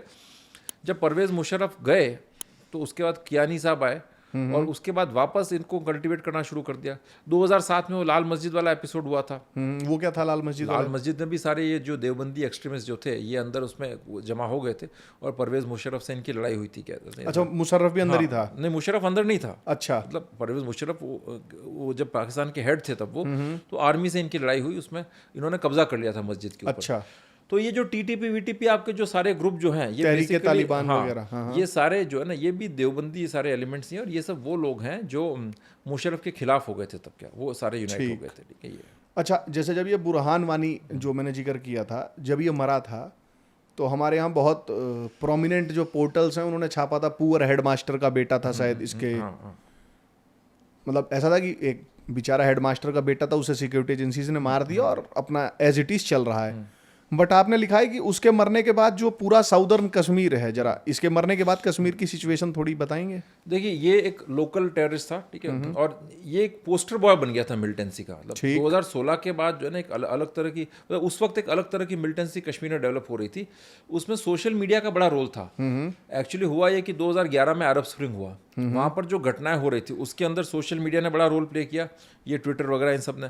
तो उसका असर सीधा कश्मीर में भी आया। यहाँ पर भी लगा कि अब जो है ना, सोशल मीडिया को हथियार बनाया जा सकता है कॉमन आदमी को इससे जोड़ने के लिए। अब कॉमन आदमी को जोड़ने के लिए आपको और क्या करना पड़ेगा? उन्हीं लोगों में से एक हीरो खड़ा करिए। और कश्मीर की सोसाइटी में एक चीज़ है, वो अपने लोकल हीरोज को बड़ा, उसके लिए बड़े सेंटिमेंटल है। जैसे ना शेख मोहम्मद अब्दुल्ला साहब, उनके लिए बड़ा सेंटिमेंटल है कश्मीरी, ठीक है। तो उनको लगता है कि भाई ठीक है, हमारा लोकल आदमी, जनरली और भी जगह ये चीज़ आपको ये सेंटिमेंट मिलेगा। तो बुरहान वानी को खड़ा किया गया as a poster boy of militancy. अब वो क्या था, हैंडसम लड़का था, बड़े मॉडर्न गैजेट्स यूज़ करता था, बंदूक लेकर के जाना, ये करना, फोटोग्राफ्स पोस्ट करता था फेसबुक के ऊपर। अब ये चीज़ें यंग बच्चों को तो बड़ा अपील करती हैं, बिल्कुल बिल्कुल, लड़कियों को अपील करती हैं। उसकी 4-4 5-5 तो गर्लफ्रेंड्स थी उसकी, अरे, और उसमें जो है ना, उसमें दोनों चीज़ें थी, एक मॉडर्न एलिमेंट भी था। मतलब वो ऐसा उस तरह का उसका वो पर्सोना नहीं था कि कोई जाहिल मदरसे से निकले हुए जो आपके गंवार टाइप के मिलिटेंट होते हैं, वैसा नहीं। पढ़ा लिखा, एजुकेटेड, हैंडसम, स्मार्ट, जो कि एक अर्बन क्राउड को, अपर मिडिल क्लास को अट्रैक्ट कर सके। तो वो चीज़ उसके साथ जुड़ गई थी। तो वो फिर था, उसका प्रॉपर मिलिटेंट था, वीडियोस वगैरह बनाता था, सब कुछ था। लेकिन मतलब साउदर्न कश्मीर में से इंडियन स्टेट को एक तरीके से, मैं बता रहा हूँ, तो वो उसको जब एनकाउंटर हुआ उसका, उसके बाद जो है ना, साउथ कश्मीर जल उठा पूरा। वहाँ पर जो है ना बहुत ज़्यादा एक कहते हैं लोकल रेजिस्टेंस, लोकल कॉमन लोगों ने लाके थाने जला दिए। सिर्फ टेरर अटैक्स नहीं, पब्लिक जो है सड़कों पर आ गई क्या जैसे, और पूरा एक तरह से कई जगहों से तो लिटरली आपका वर्चुअली जो है ना एविक्शन हो गया हाँ, स्टेट का, एक्सटिंक्ट हो गया क्या, लोग गायब हो गए, मतलब वहाँ से हट गए। और इसकी कवरेज भी मीडिया में सच उतनी नहीं हुई, मतलब उतने हाँ भी सेंसिटिव इश्यूज होते हैं क्या इसमें, क्योंकि कुछ लोग उसको जस्टिफाई करने के लिए कहते हैं कि जो धारा 370 हटाई गई उसका सारा जो अंडरग्राउंड वर्क था वो इस दौरान किया गया। नहीं ऐसा देखिए, धारा 300 अंडरग्राउंड वर्क तो क्या आपका ये सरकार बनी थी, ठीक है, आपका बेसिकली पीडीपी के पुराने रिश्ते थे बीजेपी के साथ, वो वाजपेयी साहब के टाइम में पीडीपी वहाँ पर आई थी, तो तब तो जो है सरकार बनी थी नॉर्मली। सरकार के अंदर अब चूंकि ये तो महबूबा मुफ्ती वगैरह तो सेपरेटिस्ट ही है एक तरह से, आप मान के चलिए जमात इस्लामी के वोट के ऊपर इलेक्ट होकर के आते हैं। उसके बाद ये सारे के सारे जो लोकल मिलिटेंसी है तो उन्हीं के राज में तो फ्लरिश की थी सारी की सारी, उसमें जो है ना जो मिलिटेंसी का पेनिट्रेशन एकेडमिया में एडमिनिस्ट्रेशन के अंदर उसी वक्त सारा हो रहा था। उसके बाद हालात ख़राब हुए, ठीक है, फिर इन्होंने समर्थन वापस लिया। उसके बाद जो है भाई और कई तरह की स्कीम्स चल रही थी कि सज्जाद लोन को चीफ मिनिस्टर बना दिया जाए। सज्जाद लोन को राम माधव जी के बड़े मित्र हैं, वो इनको आगे प्रोजेक्ट करना चाह रहे थे, लेकिन फिर एक और चीज़ बात आई कि वो सत्यपाल मलिक को वहाँ पर गवर्नर बना के भेजा था, उन्होंने विधानसभा भंग कर दी क्योंकि सज्जाद लोन के पास उतने सीट्स ही नहीं, उनके उसके पास एमएलए ही नहीं थे इतने, और जो बाकी जो पार्टीज थी नेशनल कॉन्फ्रेंस, पीडीपी और ये आपका वो कांग्रेस, ये तीनों मिलकर के सरकार बनाने का क्लेम लेकर के आ गए थे। ऑलमोस्ट उनके पास 54 एमएलए थे, आपको चाहिए 44। अगर ये सरकार बना लेते तो पूरी वो तो वैली की रिप्रेजेंटेटिव होती, जम्मू तो जल उठता। तो इसलिए उन्होंने विधानसभा भंग कर दी। उसके बाद जो है चूंकि मिलिटेंसी एक इतना एक्सट्रीम फॉर्म ले चुकी थी, रोज एनकाउंटर्स हो रहे थे, तब ये लगने लगा कि भाई ठीक है अब तो 370 हटाने का टाइम आ गया है। और कई सारी रिपोर्ट जा रही थी, रिसर्चर्स भी कई सारी रिपोर्ट्स भेज रहे थे दिल्ली के अंदर। तो ग्राउंड वर्क जो होता है वो तो एक उस तरीके से होता है। ठीक, एक आपने अपनी बुक में लिखा है कि जब जैसे मोहम्मद को पाकिस्तान में बैन किया गया, फिर इनके कई सारे हैंडलर्स मारे गए, पकड़े गए, जो भी हुआ, तो जो हमारी भारत की जो इंटेलिजेंस एजेंसीज हैं उन्होंने जैसे मोहम्मद को राइट ऑफ कर दिया, ये ख़त्म हो गया, ये मतलब बने थे, अब इनका कुछ अस्तित्व है नहीं। और फिर इनका रिवाइवल होता है 2015 में मेरे ख्याल से, जब मसूद 2014 में कि 15 में, जब उसका बहुत दिनों बाद एक पब्लिक अपीयरेंस होता है जहां दो रिवाइवल आप मान के चलिए। देखिए इनका एक तो 2008 में जब ये कियानी साहब आए पाकिस्तान के अंदर, आर्मी चीफ मुशर्रफ चले गए थे, तो इन्होंने वापस अपने पुराने एसेट्स एक्टिवेट करना शुरू किया, तो जैश को फिर लेकर के आइए, ठीक है ना, तब रिवाइवल हुआ। उसके बाद फिर वापस ऑपरेशंस वगैरह कश्मीर में शुरू होने गए थे, 2011 में मारे गए 12 2014 तक बिल्कुल फिनिश हो चुका है, ठीक है।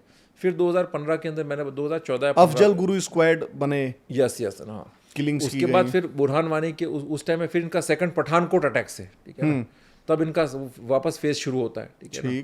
वो फेज शुरू होता है तो उसका पीक होता है पुलवामा के अंदर, और उसके बाद फिर जो है जैश थोड़ा सा फिर लो बॉर्डर पर जाता है, पर इनके अटैक्स कंटिन्यू करते रहते हैं। तो ये जैश का क्या है कि ये जो है ना, ये बड़ा एक ये इस तरह का ऑर्गेनाइजेशन है जैसे बहुत दिखा करके अपनी चीज़ें नहीं करता।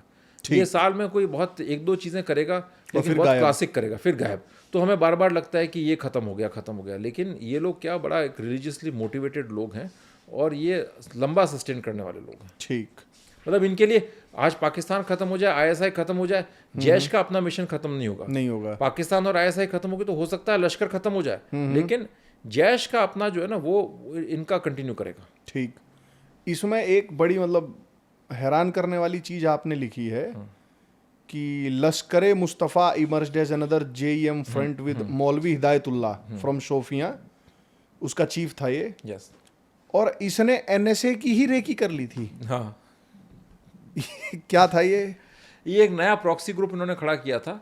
ये सब जैसे है ना आपके कश्मीर टाइगर्स, पीएफएफ वगैरह, ये इनके एफिलिएट ग्रुप्स हैं, प्रॉक्सी ग्रुप्स हैं, क्या नहीं था।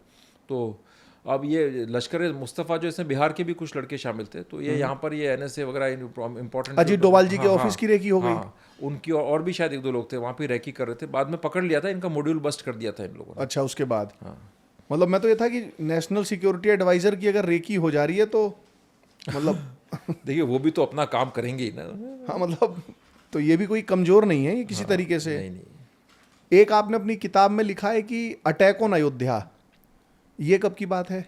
मुझे एग्जैक्ट डेट मुझे याद नहीं आ रही, लेकिन इन्होंने यूपी में ब्लास्ट करवाए थे, ठीक है, ईयर कई बार, जैसे मोहम्मद नहीं। हाँ, जैसे मोहम्मद। अच्छा, और वो इनके दिमाग में पहले से है इस तरह की चीज़ है ना। पर इसका एक फ्यूचर इम्प्लीकेशन बड़ा स्ट्रांग है कि जो हमारे अभी जो हालात हो रहे हैं देश में, हाँ, देखिए कम्युनल पोलराइजेशन बहुत इंटेंस हो गया है, और ये जो कम्युनल पोलराइजेशन है ये एक अलग किस्म का कम्युनल पोलराइजेशन है। देखिए दंगे तो पहले भी होते थे, ठीक है, लेकिन वो किसी लोकल इशू पर हुए, मामला हुआ, फिर सॉर्ट आउट हो गया, ठीक है। लेकिन अब जहां जहां भी दंगे हो रहे हैं और जो भी दंगों में पार्टिसिपेट कर रहा है उसके दिमाग में ये चीज़ है कि जो है हिंदुस्तान में मुसलमान कॉर्नर हो रहा है और हमें पूरा एक इस्लामिक उसको लेकर के जाना है। इजराइल के अंदर वेस्ट एशिया में मुसलमान के साथ ये, और अब वो उस कॉन्शियसनेस के साथ आ रहा है, ठीक है। ठीक। तो इसलिए फ्यूचर में जो है ना ये जैश जैसे ऑर्गेनाइजेशंस हैं इनको भारत में फैलने में बड़ी एक मदद मिलेगी।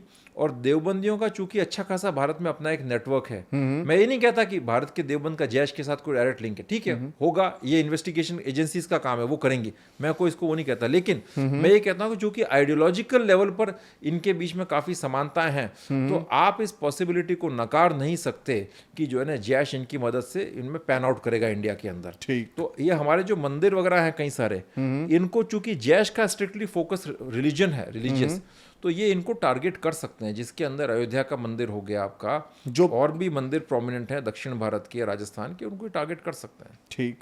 ये जो बाबा गाजी बाबा की कौन सा जोन सा भी बाबा है, ये कौन था, इसका क्या था? ये इनका फर्स्ट कमांडर था आपका कश्मीर में, जैश का था। और ये बड़ा कहते हैं ना एक बहुत ही इसको अच्छा फाइटर मानते थे। इसका बड़ा एक टफ एनकाउंटर हुआ था और इसके बारे में बड़ी कहानियां प्रचलित हैं कि भाई किसी ने इसकी शक्ल नहीं देखी और ये रात 2 घंटे का इंटरव्यू इसने जिसको दिया था, शक्ल नहीं देखी, हाँ, सोता था तो शूज पहन करके सोता था रात को, 3 बार जगह बदलता था, रात में था, ट्रैवल करता रहता था और बड़ा अच्छा एक घर में वो कहते हैं ना आपका सेफ हाउस बना करके रह रहे थे। तो फिर बीएसएफ ने जा करके उसको बस्ट किया, फिर इसको मारा, इसको जो है ना इधर से, और इसने कश्मीरी लड़की से शादी की थी। अच्छा, क्या नाम, गाजी बाबा ने। हाँ। अच्छा, जैसे आपने जैश ए मोहम्मद पे किताब लिखी है, इतनी वेल रिसर्च्ड, तो जैश ए मोहम्मद अभी तो है ही, मसूद अजहर भी है ही। भारत को फ्यूचर में थ्रेट्स जो हैं केवल जैश ए मोहम्मद ने से, क्योंकि आपकी किताब एक टेरर फाइनेंसिंग पे भी है, एक रेडिकलाइजेशन इन मुस्लिम्स में भी है, तो क्या फ्यूचर थ्रेट्स आपको दिखते हैं जैश ए मोहम्मद और इन टेररिस्ट उनसे? और हमारी जो सिक्योरिटी एजेंसीज हैं, या मतलब एक कॉमन सिटीजन भी जो है, वो इसको काउंटर करने के लिए, या मतलब अपनी तरफ से क्या प्रयास कर सकता है, मतलब कॉमन सिटीजन क्या कर सकता है ऑब्वियसली, और जो सिक्योरिटी एजेंसीज हैं, जैसे आपने अपनी बुक में लिखा भी है कि और देशों में जो बहुत प्राइम मतलब टॉप के जो लोग होते हैं उनको ऐसी पोस्टिंग्स दी जाती है, बट इधर ऐसा प्रचलन है कि जिसको निपटाना है या इसको कोई पनिशमेंट पोस्टिंग देनी है उसको वहाँ फेंक दो। तो ये वाला भी जरा आप बताइएगा इसमें एंगल। फर्स्ट तो आपने जो पॉइंट रेज किया उसी पर मैं बात करता हूँ। देखिए हमारा जो इंटेलिजेंस अपैरेटस है उसमें बहुत सारे सुधारों की ज़रूरत है। हम बात करते हैं स्टेट्स की। स्टेट्स के अंदर जो सीआईडी विंग है, सीआईडी जोन या सीआईडी इंटेलिजेंस ब्रांच जो है, जनरली एक अमूमन प्रैक्टिस है कि जो मतलब कि जिसको आपको या तो पनिशमेंट पोस्टिंग देनी है उसको आप वहाँ भेज देते हैं, या जो फील्ड में किसी काम का नहीं है अधिकारी उसको आप वहाँ पर भेज देते हैं, ठीक है। और जो काबिल है या पॉलिटिशियंस का चहेता है वो मेन फील्ड दिल्ली में ही रह जाता है, नहीं वो दिल्ली मतलब स्टेट के अंदर जिले का एसपी बनेगा, वो बनेगा। अब जो इसमें जाते हैं इंटेलिजेंस के अंदर, वो आधे अधूरे मन से वहाँ पर आते हैं, वो उसको टाइम पास पोस्टिंग मानते हैं। अब दूसरी बात ये कि देखिए इंटेलिजेंस का जो फील्ड है ना वो एक अलग फील्ड है। हमारे यहाँ एक माइंडसेट क्या है कि हम लोग पुलिस माइंडसेट से इंटेलिजेंस चलाते हैं। हमारी सारी एजेंसीज के अंदर पुलिस डोमिनेट करती है, ठीक। आपका सेंट्रल एजेंसीज उसमें तो आईपीएस कैडर करता है और स्टेट में तो पुलिस करती है। अब इंटेलिजेंस आज की तारीख में इतना एक कॉम्प्रिहेंसिव फील्ड है कि आप उसको सिर्फ पुलिस माइंडसेट से नहीं चला सकते। ये कॉलोनियल टाइम का एक अलग मामला था, जब एक अलग चीज़ थी कि आपने आईबी बनाई और एक वो उनका काम था सिर्फ लोगों पर नज़र रखना, ये करना। आज इंटेलिजेंस के कई तरह के काम है, नैरेटिव बिल्डिंग, मीडिया से डील करना, ये करना, जिसका जो पुलिस का जो टिपिकल लॉ एंड ऑर्डर का काम है ना उससे कोई लेना देना नहीं है, ठीक है ना। तो हम लोग को लगता है कि ठीक है साहब कोई पुलिस में आ गया तो अपना जो उसको इंटेलिजेंस है, बट वो एक बहुत मिसमैच है, क्या है। तो सबसे पहले तो मैं ये कहूँगा कि आप जो है ना इंटेलिजेंस कैडर की जो मैनिंग जो है एजेंसीज की, उसको आप उसमें आप रिफॉर्म्स लेकर के आए, ठीक है ना। पुलिस माइंडसेट से इसको नहीं चला सकते आप, ठीक है। आपको टेक्नोलॉजी के एक्सपर्ट्स चाहिए, साइकोलॉजी के एक्सपर्ट्स चाहिए, सोशियोलॉजी के एक्सपर्ट्स चाहिए, कहते हैं बड़े अलग तरह के, और उस तरह के मतलब कहते हैं ना एक वो एक अलग पूरा का we can discuss a lot about this, कैसे पूरा एक वो जोन है। फिर दूसरा थ्रेट्स की आपने बात की। भारत इस समय बहुत ही एक विकट स्थिति के अंदर है, टिकिंग टाइम बॉम्ब पर बैठा हुआ मैं कहूँगा। देखिए टेररिस्ट ऑर्गेनाइजेशन से तो हमें थ्रेट्स रह गए, ठीक है, चाहे वो लश्कर हो, जैश हो, ये सब हो, ठीक है। उसको तो फिर भी हम मैनेज कर सकते हैं, ठीक है, बिकॉज हमारे पास इतने इंटेलिजेंस अपैरेटस है, हमारी सिक्योरिटी फोर्सेस बड़ी काबिल हैं। लेकिन अब एक नया किस्म का मतलब एक जो थ्रेट है ना, वो नया तो नहीं कहूँगा लेकिन बड़ा प्रखर हो गया है। वो ये कि भारत के शहर शहर में कम्युनल पोलराइजेशन, फॉल्ट लाइंस बड़ी वाइडन हो गई हैं, ठीक है ना। और जो एवरेज जो रेडिकलाइजेशन जो मुस्लिम्स के अंदर हो रहा है, उसका अब जो कहता है ना एक जो लिंकेज जो है वो ग्लोबल पैन इस्लामिस्ट थॉट के साथ में है ना। तो अब आप सोचिए, इमेजिन करिए एक सिचुएशन कि अगर सपोज, और इनके सब अंदर नेटवर्क्स होते हैं, आप ये मत मान, जो एनक्रिप्टेड कम्युनिकेशन एप्लीकेशंस हैं, चाहे वो व्हाट्सएप हो या टेलीग्राम हो, उस सबके थ्रू वेस्ट एशिया वाला यहाँ से कनेक्टेड है, उदयपुर वाला वहाँ से कनेक्टेड। जैसे उदयपुर में हमने देखा जो कन्हैया लाल वाले केस, कन्हैया लाल वाले, उनके पाकिस्तान से लब्बैक मूवमेंट से कनेक्शन निकले, तो सब कनेक्टेड है। तो आप मान के चलिए कि सपोज एक ऐसी सिचुएशन आ जाए कि भारत के 20-25 शहरों के अंदर एक साथ मैसिव इस्लामिस्ट ग्रुप्स जो हैं या मॉब जो है निकल के आते हैं, चाहे वो चाकू तलवार लेकर के भी निकले आकर के, और वायलेंस करते हैं।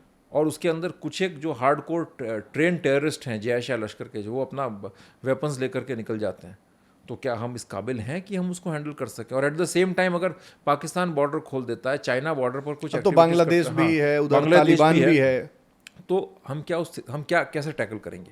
हमारी स्टेट पुलिस फोर्सेज है, आप उनके अगर हाल देखें जाकर के, तो 1600 मीटर दौड़ भी नहीं सकते, 90% तो पुलिस वाले, आपके जो पुलिस वाले एसपीज वगैरह जो है वो अपनी रिवॉल्वर नहीं लोड कर सकते। बिल्कुल, चलाई नहीं होगी, जंग लग गया होगा। अभी राजस्थान में हमारे एक इंसिडेंट हुआ, आई थिंक किसी एसपी ने किसी गार्ड को कहा कि अपनी SLR या AK-47 क्या थी उसको लोड करो, तो उसने वेपन नीचे गिरा दिया, ऐसा कुछ हुआ, ठीक है। आधे लोग पैसे खाने में व्यस्त हैं, ठीक है। आधे लोग जो थे, जो बिल्कुल हलवाई की तरह दिखते हैं, जिनकी इच्छा नहीं थी और वो पुलिस सर्विसेज में आ गए, जिनका कोई इंटरेस्ट नहीं था वो इंटेलिजेंस में आ गए। तो हमारी कैपेबिलिटीज़ क्या है? तो ये एक बहुत बड़ा थ्रेट है। और मैंने बताया कि देखिए, एजेंसीज को तो बहुत मैसिव रिफॉर्म्स की ज़रूरत है, ठीक है। पॉलिटिकल लेवल पर भी आपको कई सारी चीज़ें करनी पड़ेंगी कि अब एक साफ सिग्नल कि हम किसी भी किस्म का एक्सट्रीमिज्म टॉलरेट नहीं करेंगे। और दूसरा ये कि एक पता है एक तरीका होता है, मैं आपको बताता हूँ, इस तरह के ग्रुप्स को टैकल करने का। जैसे PFI जमात इस्लामी, वो बड़ा एक टेक्निकल तरीका है। आप सिर्फ बैन लगा देंगे उससे कुछ नहीं होगा। इसके लिए जो है ना, देखिए, और आप है ना, आप सोचते हैं कि ठीक है हम इनको अरेस्ट कर लेंगे, फिर NIA इन्वेस्टिगेट करेगी, 10,000 पेज की चार्जशीट बनाएगी, उससे कुछ फर्क नहीं पड़ेगा, है ना। उससे सिर्फ वो कन्हैया लाल वाला छूट तो गया, वो भी मेरे ख्याल से आपको जो है ना कोवर्ट टेक्निक्स अपनानी पड़ेंगी इनके लिए, जो है ना। आपका लोकतंत्र में मैं मानता हूं कि कानूनी तौर पर बहुत लिमिटेशंस होती हैं, लेकिन और सारे रास्ते होते हैं जो आपके लिए द्वार खुले हुए हैं, जिसके अंदर आप इंटेलिजेंस बेस्ड मेथड से चीज़ें कर सकते हैं। और ये काम हमारी इंटेलिजेंस एजेंसीज के द्वारा होना चाहिए, बिकॉज उनके पास वो काबिलियत है, वो ताकत है, अगर वो बशर्ते कि वो थोड़े से रिफॉर्म्स करना है, कि इनको आप ना कोवर्ट असैसिनेशंस करवाइए, टारगेट असैसिनेशन, बहुत सारी चीज़ें हैं जिनको डिस्कस किया जा सकता है। और एक बात मैं और कहूँगा, देखिए, जो यहाँ कोई मतलब बात कोई कहता है धार्मिक नहीं है, लेकिन एक प्योरली सिक्योरिटी मैटर के ऊपर बात है। हिंदू सोसाइटी का स्ट्रक्चर इस तरह का है कि वहाँ पर कोई हिंदू सोसाइटी के अंदर उसके अपने अलकायदा, लश्कर या जैश नहीं बन सकते, ठीक है। वो कॉन्सेप्ट ही नहीं है। तो उसके लिए अब इस गैप को फिल कौन करेगा? स्टेट को आना पड़ेगा। स्टेट के पास हिंदुओं का कोई मसूद अजहर नहीं है, नहीं हो ही नहीं सकता, गाजी बाबा नहीं दिखता, ठीक है। तो स्टेट को ये गैप फिल करना पड़ेगा। और स्टेट के पास इतनी अपनी एजेंसीज हैं, इतनी सिक्योरिटी फोर्सेज हैं, पैरामिलिट्री फोर्सेज हैं, जो भारतीय टैक्स पेयर के पैसे के ऊपर जो है जिनका सारा सस्टेनेंस होता है। तो आप सिर्फ उनको जो है आपके जो है ना कलेक्टर SPओं की या बड़े बड़े अफसरों की या पॉलिटिशियंस की सुरक्षा में तो उनको ज़ाया नहीं कर सकते। उनका रियल उपयोग हमें जो है ना इन प्रॉब्लम्स को टैकल करने के लिए करना पड़ेगा। और आम जनता के लेवल पर मैं ये कहूँगा कि देखिए, थोड़ा सा सेल्फ डिफेंस की अवेयरनेस जो होती है ना, फिजिकली फिट हो। ये सारा यूथ ड्रग्स के अंदर बिल्कुल ज़्यादा करके, और मैं यंगस्टर्स को देखता हूँ भाई सरकारी नौकरी के लिए 12-12, 15-15 साल तक दिल्ली में रह करके भीख मांगते हैं, ठीक है। 50 ज्योतिषियों के पास जा करके दोरे धागे ताबीज अंगूठियाँ बनवाते हैं कि भाई इस बार सिलेक्शन हो जाए, तब चाहे वो IAS का एग्जाम हो या स्टेट सर्विस का एग्जाम हो। उनकी जान निकली जा रही है। उनका क्या कॉन्फिडेंस है आप बताइए? जिस यूथ का ये कॉन्फिडेंस है कि वो सरकारी बाबू बनने के लिए जो है ना इतने सालों तक भीख मांगता रहता है, वो क्या मजबूती उसमें होगी आप बताइए? इस देश को साइंटिस्ट की जरूरत है, रिसर्चर्स की जरूरत है।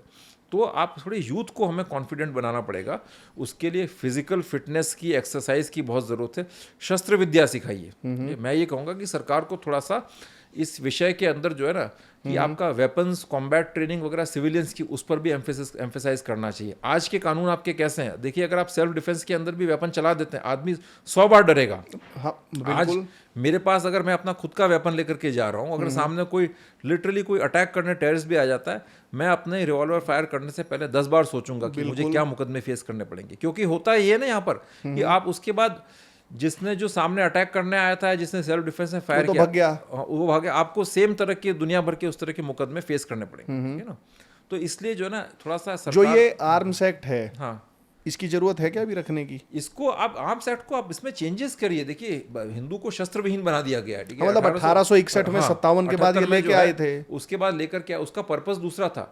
अब आप जो है आप इसको बदलिए, ठीक है। और वेपन का मैं आपको एक चीज बताता हूँ, आपने लाइसेंस देना बहुत टफ कर रखा है। आपको क्या लगता है लोगों के पास हथियार नहीं है? और जो आदमी इलीगल जो क्राइम तो लेता करेगा ही ना, है। वो इलीगल वेपन से करेगा। वो तो कभी AK-47 लेके घूम ही रहे हैं मुजाहिदीन। जो जिसे क्राइम करना है ना, वो कभी अपने लाइसेंस हथियार से नहीं करेगा, ठीक है। तो जिसके पास वैलिड हथियार है उससे नहीं करेगा, वो इलीगल वेपन से करेगा। और इलीगल वेपन आपका मार्केट में खूब मिल रहा है, आप डार्क नेट से मंगवाइए, कहीं से ही मंगवाइए, ठीक है।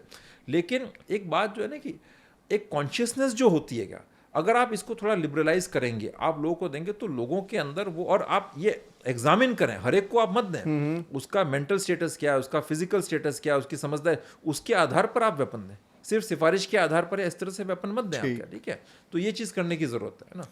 हाँ हाँ, 3 सवाल अभी इसमें। और दूसरा एक और बात मैं कहूँगा कि देखिए, अगर ये कहीं ना कहीं किसी न किसी लेवल पर एक सिविलाइजेशनल वॉर है, ठीक है। देखिए जो आपका इजराइल जो वॉर लड़ रहा है, वो प्योरली कोई टेरिटोरियल वॉर नहीं है, उसमें एक रिलीजियस एंगल है। यहाँ पर जो इस्लामिस्ट टेररिज्म जो है या जो हो रहा है, उसके अंदर भी एक रिलीजियस एंगल है। तो कहीं ना कहीं हिंदुओं की रिलीजियस लीडरशिप को भी आगे आना पड़ेगा। अभी जो हिंदुओं की लीडरशिप लगती है, रिलीजियस लीडरशिप, मुझे वो निहायत ही अपॉर्चुनिस्ट, खत्म है, वो बहुत ही कमजोर कायर। पॉलिटिकल लीडरशिप तो आपकी वैसे ही खत्म है, ठीक है। देखिए पॉलिटिकल लीडरशिप में जिनसे उम्मीद थी लोगों को, उनसे भी जो है तरह से आज बटा हुआ है। मतलब जो है ना, उनका कोई स्टैंड नहीं है। अभी आप जम्मू कश्मीर के अंदर देख लें, वहाँ चुनाव हुए, जमात इस्लामी के कई सारे कैंडिडेट्स ने इलेक्शन लड़ा। क्यों लड़ा भाई, मुझे आप बताइए। 370 हटाने के बाद सरकार को चाहिए जमात इस्लामी जो बैंड ऑर्गेनाइजेशन आप बता रहे थे, उसके जो पुराने लोग हैं, उन्होंने इलेक्शन लड़े वहां पर। सरकार को चाहिए था कि 20 साल तक रोड मैप बनाती और मिलिटेंसी को फिनिश करती। आपको इस तरह के लोगों को इलेक्शन लड़ने कैसे दिया जाए? इंजीनियर राशिद पार्लियामेंट में पहुंच जाता है, जमात इस्लामी का टेररिस्ट ऑर्गेनाइजेशन का फाइनेंसिंग का उसमें कॉन्फ्लिक्ट चल रहा है। आपका जो है ना, ये अमृतपाल सिंह पार्लियामेंट में पहुंच जाता है, कैसे पहुंच जाता है? पंजाब से। हाँ, आप बताइए, अभी कल परसों शायद वो महाराष्ट्र के अंदर मदरसा टीचर्स की सैलरी को 3 गुना बढ़ा दिया गया, ठीक है। ये मैंने न्यूज़ देखी थी कहीं, आई डोंट नो कितनी सही है क्या। अब इस तरह की चीज़ें अगर इस सरकार में भी होने लगे तो फिर क्या कंक्लूड किया जाए, आप मुझे बताइए। इसी से रिलेटेड 2 सवाल मेरे ध्यान में आ रहे हैं जो मैं बस पूछना चाहूँगा, फिर हम एंड करेंगे। जो आपने मदरसे टीचर की बताई, पहला तो आप ये बताएं कि जैसे आप वहाँ थे जब ये आर्टिकल 370 वगैरह ये सब चल रहा था, आर्टिकल 370 ख़त्म होने से जम्मू कश्मीर में कुछ हुआ है? पहला, इसी का सब्सिडियरी है कि क्या आर्टिकल 370 सही में रूट ऑफ द प्रॉब्लम थी जम्मू कश्मीर की? पहले आप इस पे बता दें। और इसी से फिर इसी का जो एक सेकंड सब्सिडियरी हो जाएगा कि जैसे मदरसे में ट्रिपल सैलरी, हमने देखा कि पाकिस्तान मतलब जम्मू कश्मीर में कोई टेररिस्ट अटैक होता है, मतलब कोई जवान को गोली मार दी, कुछ कर दिया, तो जो हमारा रूलिंग एलिट है उसका एक मतलब रटा रटाया है कि ये लोग विकास को नहीं रोक पाएंगे। मतलब वो सैनिक को मार रहा है, या जैसे बहुत सारी किलिंग्स हुई सिविलियंस को भी मारा जैसे, बट इधर से रूलिंग एलिट का ये कहना है कि ये कुछ भी कर लें विकास को नहीं रोक पाएंगे। तो क्या वो किलिंग्स विकास को रोकने के लिए हो रही है? देखिए आपका रूलिंग एलिट जो है ना, सॉरी टू से, वो बहुत ही इंटेलेक्चुअली कंगाल है। उसकी अंडरस्टैंडिंग बहुत ही बेकार है, जीरो अंडरस्टैंडिंग है, उससे कुछ समझ में नहीं आता। वो सिर्फ जो पश्चिम यूरोप से कोई एक अखबार चिल्ला दे, न्यूयॉर्क टाइम्स एक 3rd रेट आर्टिकल लिख दे, या वहाँ का कोई ह्यूमन राइट्स ऑर्गेनाइजेशन कुछ बोल दे, तो यहाँ लोग जो है इनकी कांपना शुरू कर देते हैं, घबरा जाते हैं तुरंत जाकर के। और नहीं साहब, हम तो इतने MPs को ला करके हमने कश्मीर दर्शन करवाया, वहाँ पर सब ठीक है। विकास विकास ये सब मुद्दे वहाँ पर आते हैं जहाँ नॉर्मल कंडीशंस प्रिवेल करती हैं। कश्मीर एक कॉन्फ्लिक्ट जोन है, रेडिकलाइजेशन के लेवल्स इतने हाई है वहाँ पर कि एक लोकल लड़के वहाँ पर सुसाइड बॉम्बर बन रहे हैं। बाप अपनी बेटी को आतंकवादी के साथ सुला रहा है, लड़कियां फिदाइन अटैकर बनने को तैयार हैं। तो आप ये जो नॉनसेंस लगा रखी है विकास विकास, क्या पहले आप जो बेसिक मूल प्रॉब्लम है उसको टैकल करें। कश्मीर की मूल प्रॉब्लम जो है वहाँ का इस्लामिक रेडिकलाइजेशन है, वहाँ का जो है ना, जो थॉट प्रोसेस लोगों के अंदर आया है वो है सर से। तो आर्टिकल 370 तो डेफिनेटली था, ठीक है, लेकिन इसको काफ़ी हद तक तो 1960s में ही कमज़ोर कर दिया था, कांग्रेस ने ही कमज़ोर कर दिया था इसको, ठीक है। उसके बाद इसके दांत तो निकाल लिए गए थे, लेकिन सिंबॉलिकली ये चीज़ वो थी, लोगों को साइकोलॉजिकली असर करती थी। कश्मीर में रेडिकलाइजेशन जो मिलिटेंसी का इकोसिस्टम है वो इसकी छत्र छाया के तले बहुत पनप रहा था, तो इसको हटाना तो एक आवश्यकता थी, बिकॉज हम एक बहुत ही एडवर्स डायरेक्शन में जा रहे थे। लेकिन आपने इतना बड़ा स्टेप लिया, हटाया। प्राइम मिनिस्टर मोदी का बहुत ही एक जबरदस्त काम रहा ये इस सरकार का, ठीक है, जो कोई नहीं कर सकता था, ठीक है, बड़ी हिम्मत के साथ काम किया और बहुत सफाई से किया, बहुत अच्छे से किया। लेकिन इतने बड़े एफर्ट्स को आपने जो है वेस्ट कर दिया। उसके बाद जो आपको करना चाहिए था वो कहाँ किया आपने? उसके बाद आपको चाहिए था कि आप मतलब काम तो असल अब शुरू होता ना, एक टफ मैसेज के साथ में एक टीम लेके आनी चाहिए थी, जिसके अंदर ऐसे लेफ्टिनेंट गवर्नर्स हों जो इस पूरे मामले को बड़ी गहराई से समझें, मैंडेट और पावर के साथ जाते वहाँ पर, इंटेलिजेंस की टीम, आपके ब्यूरोक्रेट्स की टीम, और वो वहाँ पर जाती और सबसे पहले तो ये मैसेजिंग कि साहब अगर आप हिंदुस्तान के साथ में हैं, इंडिया के साथ में हैं, और अगर आप इस एक्सट्रीमिज्म के खिलाफ में हैं, तो हमारी बाहें पूरी फैली हुई हैं आपके लिए, और अगर आप थोड़ा सा भी अगर ये चीज़ नहीं है तो फिर जो है हमारी गोली आपका इंतजार कर रही है, ठीक है। लेकिन अब हुआ क्या यहाँ पर, हम खुश, अरे साहब इस साल तो इतने टूरिस्ट गए। अरे भाई आप टूरिस्ट इतने भेज रहे हैं, टेरर फाइनेंसिंग ही होगी और क्या होगा मुझे बताइए, इतना पैसा वहाँ पर, और लोगों में गुस्सा तो है लोगों के अंदर। तो आप जो है ना किसी भी दुष्ट व्यक्ति को या गलत चीज़ को, इविल को हाथ जोड़ करके उसके सामने नतमस्तक होकर के आप नहीं कर सकते। हम लोग कांग्रेस को दोष देते रहे कि भाई ठीक है वो अपीजमेंट करते हैं। आज कहीं हम खुद उसी रास्ते पर तो नहीं निकल चले, हमारी वर्तमान सरकार उसी रास्ते पर तो नहीं निकल चली।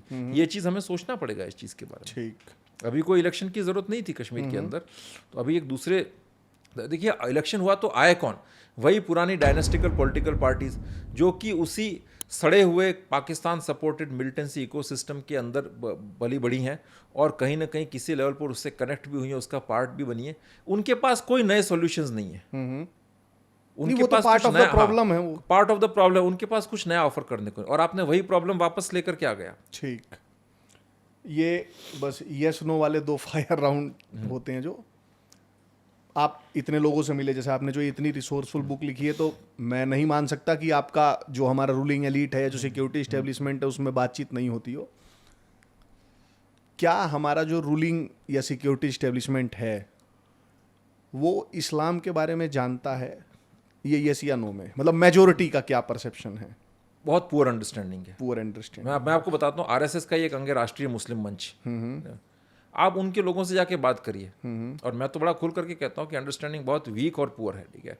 सरकार की नहीं, आरएसएस तो फिर भी जैसे एक संगठन ऐसा हो गया जो और भी आईबी रॉ या जो भी ये सब होते हैं, अंडरस्टैंडिंग पुअर है, मैं आपको सही बता रहा हूँ, बिकॉज हमारे डिप्लोमेट्स ब्यूरोक्रेट्स की, देखिए उसका एक रीजन है, मैं आपको, और मैं पॉलिटिकल में सबकी बात करूंगा, ठीक है ना।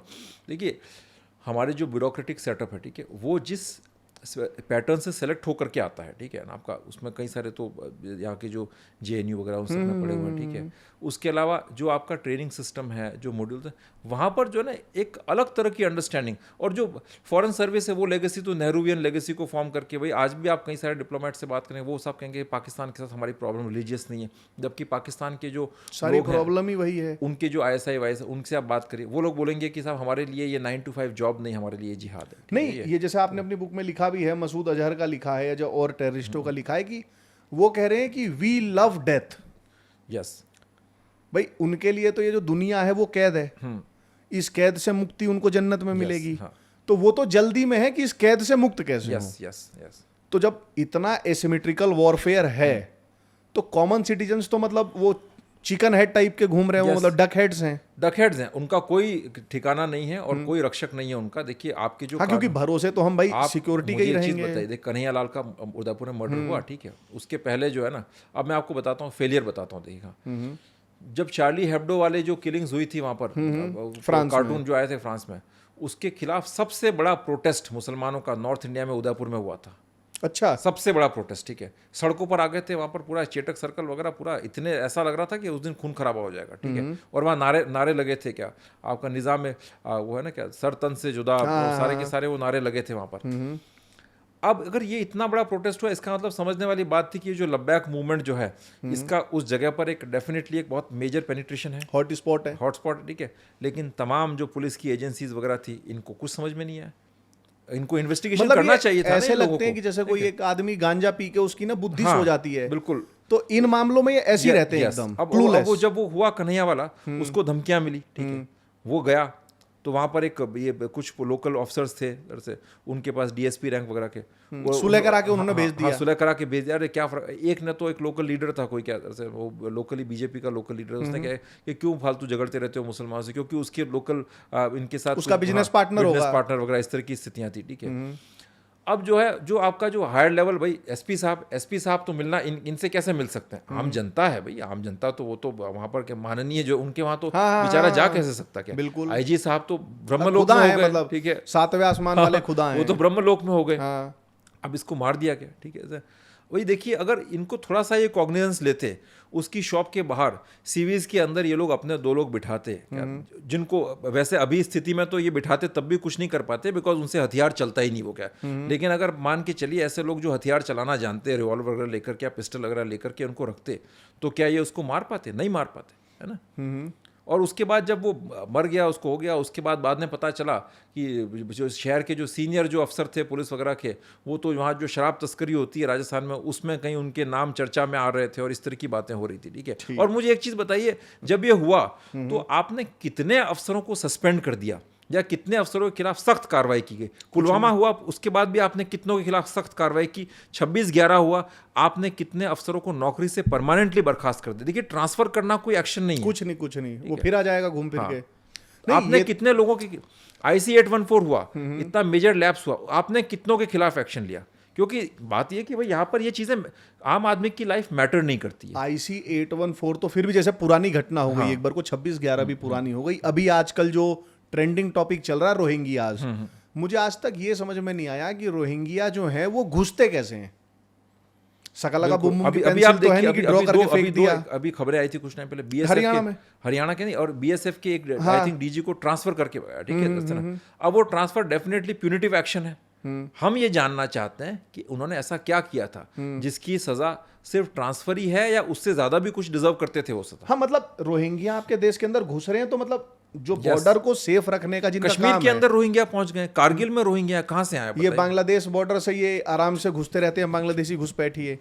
तो ये तो फेलियर, और इस पे कोई मतलब अकाउंटेबिलिटी कुछ भी नहीं, मतलब। तो इसलिए कई सारी चीज़ें, देखिए, बोलने को तो बहुत कुछ बोला जा सकता है, लेकिन प्रॉब्लम ये है कि इस देश के लोगों के अंदर, अभी सरकार के अंदर भी, मैं आपको बता रहा हूँ, मैं बीजेपी का भी नाम लूँगा, वो साहस नहीं है कि वो मेरी बातों को सुन सकें, ठीक है। इसलिए मैं ये बातें कहूँगा, मतलब ठीक है, क्या कहूँ मैं, क्या पर क्या है कि वो सच जो होता है वो तो बोला जाना ही चाहिए। सच आप बोल दीजिए, उसका कोई फर्क पड़े तो, लेकिन फर्क पड़ना नहीं है, मैं आपको बता रहा हूँ, उसका कोई रिजल्ट पड़ा, बहस के आगे बीन बजाना टाइप है। हाँ, तो आपकी आंखों, बांग्लादेश में इतने रोज कत्लेआम हो रहा है, सब कुछ हो रहा है, क्या इतनी शहर के अंदर राइट्स हो रहे हैं, लोगों को मारा जा रहा है, क्या डिफेक्टो लेवल पर तो आपके यहाँ पर वो ब्लास्फेमी का कानून आ ही गया है, ठीक है। हाँ, पूरा ही आ गया है। नूपुर शर्मा 2.5 साल से अंडरग्राउंड है, कोई बोलेगा, कोई बोलने की हिम्मत नहीं मतलब करता। अभी उनकी पब्लिक अपीयरेंसेस शुरू हुई, तो वो धिम्मी डॉग है, वो द प्रिंट वाला, वो आर्टिकल लिख रहा है कि Nupur Sharma has started appearing in public. तो डिफेक्टो लेवल पर तो ये चीजें आई गई हैं, ठीक है ना। सरकार का मौन इन चीजों के अंदर, देखिए, वो मौन सहमति है। हाँ,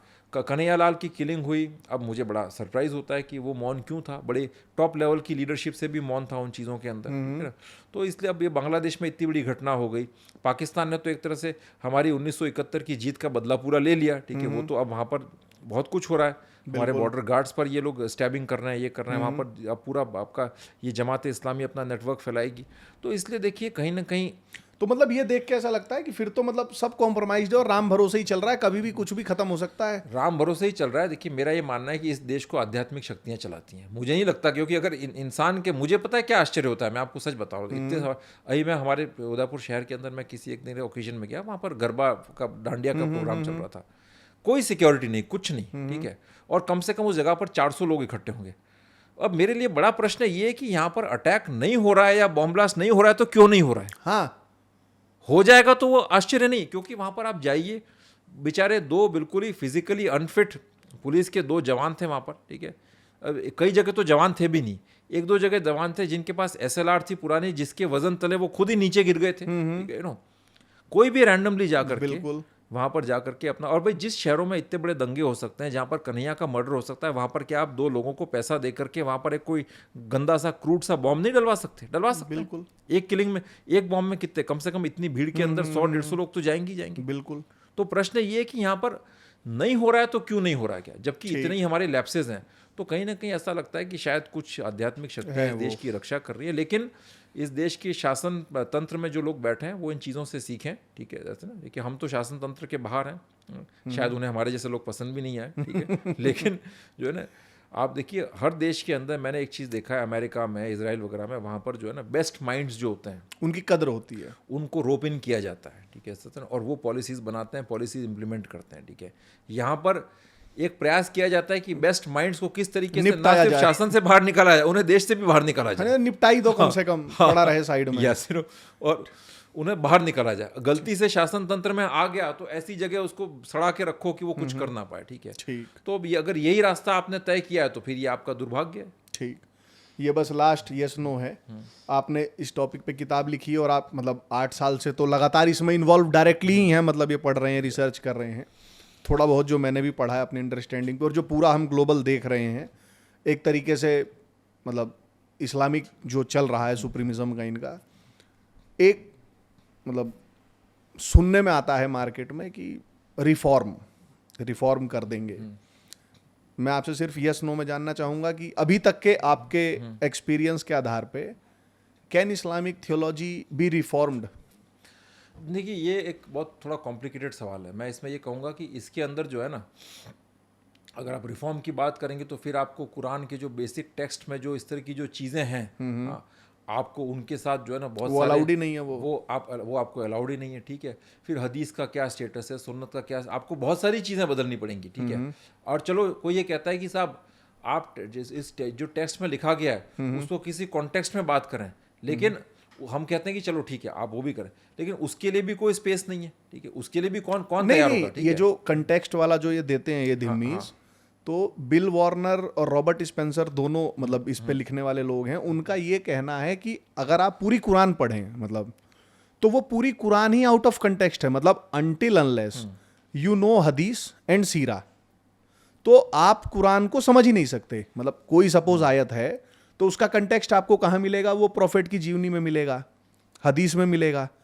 तो जो ये कहते हैं कि कंटेक्स्ट में पढ़े, तो कंटेक्स्ट जो आ रहा है वो भी तो मतलब कुछ बहुत ज़्यादा अलग है नहीं। मैं इसको बड़ा एक असंभव सा ही मैं टास्क मानता हूँ। रिफॉर्म वगैरह पॉसिबल है, और बात ये कि आप ये सवाल पूछें रिफॉर्म कौन रिफॉर्म करना चाहता है, मुझे एक चीज़ बताइएगा। सबसे बड़ा प्रश्न तो ये, देखिए आप रिफॉर्म करना चाहेंगे उससे तो कोई बात नहीं, आप तो मुसलमान हैं नहीं, बिल्कुल, मैं हूं नहीं, ठीक है। तो हम कौन होते हैं रिफॉर्म करने वाले? नहीं, जिन लोगों को लगता है कि हम इनको लैपटॉप दे देंगे, विकास कर देंगे तो ये रिफॉर्म्ड हो जाएंगे, ये छोड़ तो देंगे, मंदबुद्धि लोग हैं वो। तो जो लैपटॉप और ये दिल जीतने वाला जो एक दिल जीतने, वो मूर्ख हैं। सरल साधारण शब्दों में बात है कि तो ये खुद भी मरेंगे और जनता को भी मरवाएंगे ये। उनको थोड़ा सा अच्छे एक्सपर्ट्स अपने साथ में रखें। देखिए उनका अगर आप सिर्फ अगर राजनीति कर लेते हैं, अच्छी रैलियां एड्रेस कर लेते हैं, दैट डजंट मीन कि आपके पास डोमेन एक्सपर्टीज आ जाती है। इन सब चीज़ों के लिए आप जो लोग ये काम करते हैं उनको अपने साथ रखें, ठीक है। हाँ, मतलब और एक और चीज़ है कि इस तरह की बातें करके अपनी मूर्खता का प्रदर्शन भी ना करें, और बाहर विदेशी हंसते हैं आपके ऊपर। और मैं तो कह रहा हूँ कि भाई अभी तो देश में ठीक ठाक की संख्या में इस्लामोफोब्स हो गए हैं। एक और चीज़ ये आप है ना, इस चीज़ में कह रहा हूँ इस्लामोफोबिया है ना, इसको सबसे पहले डालिएगा इस चीज़ के। देखिए एक चीज़ है कि आज की तारीख में आप इस विषय पर डिस्कस करना शुरू करें। मैंने 3 किताबें लिखी, ठीक है, लेकिन इस वीडियो के आते ही आप देखिएगा कई सारे लोग इस्लामोफोबिया का नैरेटिव। नहीं, आपने किताबें नहीं लिखी है, आपने मतलब जितनी हैवी रिसर्च की है। हाँ, ठीक है, मतलब लेकिन उसके बावजूद भी मैं आपको बता रहा हूँ, उस पर जो कमेंट्स आएंगे ना, लोग इस्लामोफोब बोलेंगे, इस्लामोफोबिया की बात करेंगे, बोलेंगे ये प्रोपेगेंडिस्ट है। ये तो हमारी बड़ाई है। हाँ, देखिए मैं उसके बारे में एक बात कहूँ, देखिए ऑन अ सीरियस नोट, ठीक है ना, इस्लामोफोब का अगर हम मीनिंग भी देखें, भाई जिसको इस्लाम का फोबिया है, जिसको एक कहते हैं अनएक्सप्लेन डर है, ठीक है ना, तो मैं ऐसे लोगों को जवाब देना, ये बताना चाहता हूँ कि देखिए ऐसा है, देखिए वो ये ना समझें कि हम लोग कोई अशिक्षित लोग हैं, ठीक है। हम कोई जाहिल, अशिक्षित, अनपढ़ लोग नहीं है कि वो इस तरह के जार्गन वर्ड्स यूज करके जो है ना तरह से इसको सप्रेस कर देंगे। जहाँ तक की बात है, अगर मुसलमान जो है इस तरह से 5 वक्त की नमाज पढ़ते हैं, ज़कात करते हैं, हक हलाल की कमाई खाते हैं, वो इस्लाम है, तो हमें उसका कोई फोबिया नहीं है, ठीक है सर से ना।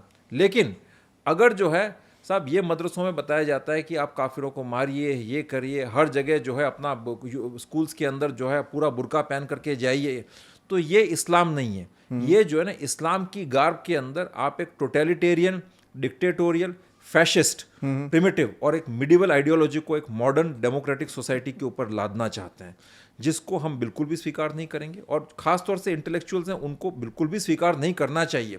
थोड़ा सा भी उनके अंदर कॉन्फिडेंस है और स्पाइन है, स्वाभिमान तो बचा स्वाभिमान है और थोड़ी सी अगर अकल है, तो इस तरह के जब ये नैरेटिव्स आते हैं ना इस्लामोफोबिया वगैरह के, उसको तुरंत बस्ट कराए वहां पर। ठीक है। देखिए यहाँ पर जहां तक बात है ना, क्या अगर कोई एवरेज हिंदू उठ करके, आज भले ठीक है राइट विंग की सरकार है देश में, कोई भी एवरेज हिंदू उठ करके अगर प्रॉफिट को या कोई बहुत एब्यूजिव बात करता है तो सरकार भी उसकी निंदा करती है, ठीक है। अगर कोई अनरीजनेबल वे के अंदर जा करके, ठीक है, अगर किसी भी सिटी के अंदर कोई, जो हिटलर ने यहूदियों के साथ किया था, यहाँ पर अगर हिंदू लीडर्स या वो मुसलमानों के साथ करते हैं, या अनरीजनेबल वे के अंदर उनके टेक्स्ट को जो नुकसान पहुंचाने की कोशिश करते हैं, प्रॉफिट की इंसल्ट करते हैं, वो इस्लामोफोबिया है। क्या वो ऐसा हो रहा है भारत में? ऐसा नहीं हो रहा है। लेकिन अगर आप जो है यहाँ पर लब्बैक मूवमेंट चलाएंगे, यहाँ पर जो है ना जैश की आइडियोलॉजी को प्रोपोगेट करेंगे, आप जो है यहाँ पर सर तन से जुदा के नारे लगाएंगे, तो वो तो एक बहुत ही फासिस्ट, मतलब भाई जो brutal ideology and that is banditry, basically that is thuggery. एक इस्लामोफोबिया पे मैं आर्टिकल पढ़ रहा था, तो उसमें बताया कि Islamophobia means a kafir knowing Islam more than he suppose to know, as simple as that. भाई मैं कुछ आपको बोल रहा हूँ, ये किताब है, उसमें जैसे अब आपकी किताब से हम कोट कर रहे हैं जी, ये लिखा हुआ है, अब आपको तो स्वीकार करना पड़ेगा ना, आपकी किताब में लिखा हुआ है, आप उसको इस्लामोफोबिया करके तो डिनाई कर नहीं सकते। तो ये जो इस तरह की जो वर्ड यूज करके, मतलब सबसे पहले आप ये डालिएगा, बिकॉज मुझे पता है कई लोग जो है ना सीधा इसके बाद इस्लामोफोबिया वर्ड यूज करके और अपना जो एक्सट्रीमिज्म, कट्टरवाद है, उसको इंटेलेक्चुअलाइज करेंगे, उसको एक रैशनल जस्टिफिकेशन देने की कोशिश करेंगे। नहीं तो मुझे तो उस बात को, लेकिन हमें इस बात को, देखिए आपको हमें वो नहीं है, हम जानते हैं, हम कॉन्फिडेंट है, लेकिन एक लार्जर ऑडियंस जो है ना, वो इन नैरेटिव्स को बाय करता है। हाँ बिल्कुल तो बिल्कुल करता है। उनको एड्रेस करने के लिए इस तरह के जो झूठे फैब्रिकेटेड जो जार्गन वर्ड्स आते हैं ना इस्लामोफोबिया, उसको वहीं पर उसको टारगेट करना है और वहीं पर उसका जवाब देना है कि वी आर नॉट इस्लामोफोबिक। हम लोग जो आप जो कहते हैं ना, ये इस्लाम का कलर ले करके और जो सारा इस तरह का एक्सट्रीमिज्म फैला रहे हैं, क्या है ना, और पूरी इस तरह की जो बात कर रहे हैं और एक सोसाइटी पर पॉलिटिकल कब्जा, कंट्रोल की बात कर रहे हैं, वो करेंगे तो फिर उसका जवाब तो फोर्स से ही दिया जा सकता है। बिल्कुल। और दूसरी बात यह है कि अब सेकंड क्वेश्चन, क्या ये चीजें इस्लाम के कोर टेनेट में है? देखिए आपके कुछ लोग आकर के बोलेंगे नहीं साहब आईसिस जो कर रहा है वो तो नहीं, गलत है ये। मैं ये कहता हूं कि अगर वो गलत है तो आपका जो मेजॉरिटी जो पढ़ा लिखा तबका है, जो स्कॉलर्स है, वो सब आ करके आईसिस जिन वर्सेस को कोट करता है, मना करें कि साहब ये वर्सेस गलत है, बिल्कुल, उन्हें हटाओ, उन्हें हटाओ, उन्हें हटाओ। आप उस तरह की बात करिए। भाई जैसे मोहम्मद का मतलब है आर्मी ऑफ प्रॉफिट, हाँ। भाई वो आपके प्रॉफिट को बदनाम कर रहा है, आप उसको बोलो आप वो इसको- कुछ और नाम रखे, हाँ, yes, वो जैसे मोहम्मद से हटाए। yes। बट आपके यहाँ तो लड़के मरे जा रहे हैं उसका मेंबर बनने को, फिदाइन बनने को। अभी कुछ दिनों पहले एक लड़की ने इंटरव्यू लिया था किसी का, उसको एक कॉमन ऑर्डिनरी लड़की को पूछा कि मंदिर बना तो क्या करोगे, वो बोला कि हम मंदिर जलाएंगे यहाँ पर। हाँ। ठीक है, अब वो ना तो जैश का मेंबर है ना लश्कर का मेंबर है क्या? अब आप मुझे बताइए, अगर मैं उसकी बात का अगर मैं विरोध करूं तो मैं इस्लामोफोबिया हूँ, इस्लामोफोब हूँ मैं? तो फिर तो भाई फिर तो इस्लामोफोब होना गर्व की बात है कि वी आर हेयर। फिर तो देखिए वो तो तब खुश होंगे कि भाई आप कहेंगे साहब ठीक है, तो फिर तो जीना ही छोड़ दीजिए। हाँ? आप आइए, गर्दन कटवाइए और साहब ये सच्चे सेक्युलर है। बिल्कुल। तो खैर जो प्रयास आपने किया, रिफॉर्म आपने पूछा तो मेरे हिसाब से नो आंसर इसका। ठीक, मेरा भी वही है, नो, कैपिटल में है नो। तो आपने हमें समय दिया उसके लिए बहुत बहुत धन्यवाद अभिनव भैया। धन्यवाद। आप सब लोग जो ये पॉडकास्ट सुन रहे हैं, जो हमने बातें की हैं, उससे कहीं ज़्यादा नॉलेजेबल, इन डेप्थ और इंटरेस्टिंग ये किताब है जो मेरे हाथ में आपको दिख रही होगी, inside the terrifying world of Jaish e Mohammed. Abhinav Pandya ji इसके ऑथर हैं, हार्पर कॉलिंस ने छापी है, 699 रुपये इसका मूल्य है और ई बुक में भी अवेलेबल है, मेरे ख्याल से किंडल एडिशन इसका है। किताब की बात करूं तो लगभग 400 प्लस पेजेस की है, 480 पन्नों की, जिसमें 150 से 200 पन्ने तो केवल रेफरेंसेज हैं। मतलब जब मैं इसको पढ़ रहा था तो जैसे रेफरेंस जहां आया तो मैंने कहा देखूं इसका बिब्लियोग्राफी में जाके क्या नाम है किताब का, तो एक चैप्टर में 200 रेफरेंसेज हैं। तो जो कहते हैं कि वेल रिसर्च्ड किताबें हमको पढ़नी है, तो आपको ये किताब जरूर पढ़नी चाहिए। और आपने पॉडकास्ट सुना उसके लिए आप सभी का धन्यवाद। जय श्री राम। मैं एक बात और मैं कहना चाहूँगा कि हाँ। ये बुक जो है हमारे इंटेलिजेंस वालों के लिए, सिक्योरिटी, पुलिस और इनके लिए तो इम्पॉर्टेंट है ही, पॉलिटिशियंस को भी, लेकिन एक ऑर्डिनरी आदमी के लिए भी बहुत इंपॉर्टेंट है। बिकॉज देखिए ये टेररिज्म और रेडिकलाइजेशन की समस्या है ना, अब सिर्फ आपके बॉर्डर्स तक या सिक्योरिटी फोर्सेस तक कन्फाइंड नहीं रहेगी। बिल्कुल। ये आपको डे टू डे अपनी स्ट्रीट्स, अपनी गलियों, वहाँ पर ही आपको फेस करना पड़ेगा। इसलिए आपको जो है इस तरह के ऑर्गेनाइजेशंस का है, जो इस तरह के जो एक्सट्रीमिस्ट लोग हैं, इनके माइंडसेट को समझना बहुत ज़रूरी, इनका दिमाग कैसे काम करता है। ये देखिए, ये जैसे जब ये लोग मारते हैं, कोई फिदाइन ट्रेन होकर के आता है, जब वो मारता है तो वो आपको इंसान नहीं समझ रहा है, वो आपको जानवर समझ रहा है बेसिकली। तो जब वो आपको मार रहा है तो वो उसकी कोई गिल्ट हो ही नहीं, बिकॉज जैसे कि आप किसी कहते हैं ना, एक चिड़िया विड़िया को मार रहे हैं, उसको ये लगता है ठीक है गलत उसको, तो वो आपको उसका पूरा डिह्यूमनाइजेशन किया जाता है, ठीक है। तो इस दिमाग को, इस जहन को आपको समझने की बड़ी ज़रूरत है। उसमें ये किताब और मेरी जो पिछली 2 किताबें हैं, टेरर फाइनेंसिंग इन कश्मीर और radicalisation in India and exploration, ये बड़ी मदद करेंगी। तो मैं रिकमेंड करूंगा कि जो भी हाँ, मतलब जो लोग सिक्योरिटी चला रहे हैं, जिनके जिम्मे देश की सुरक्षा है, आप लोग पढ़ लें।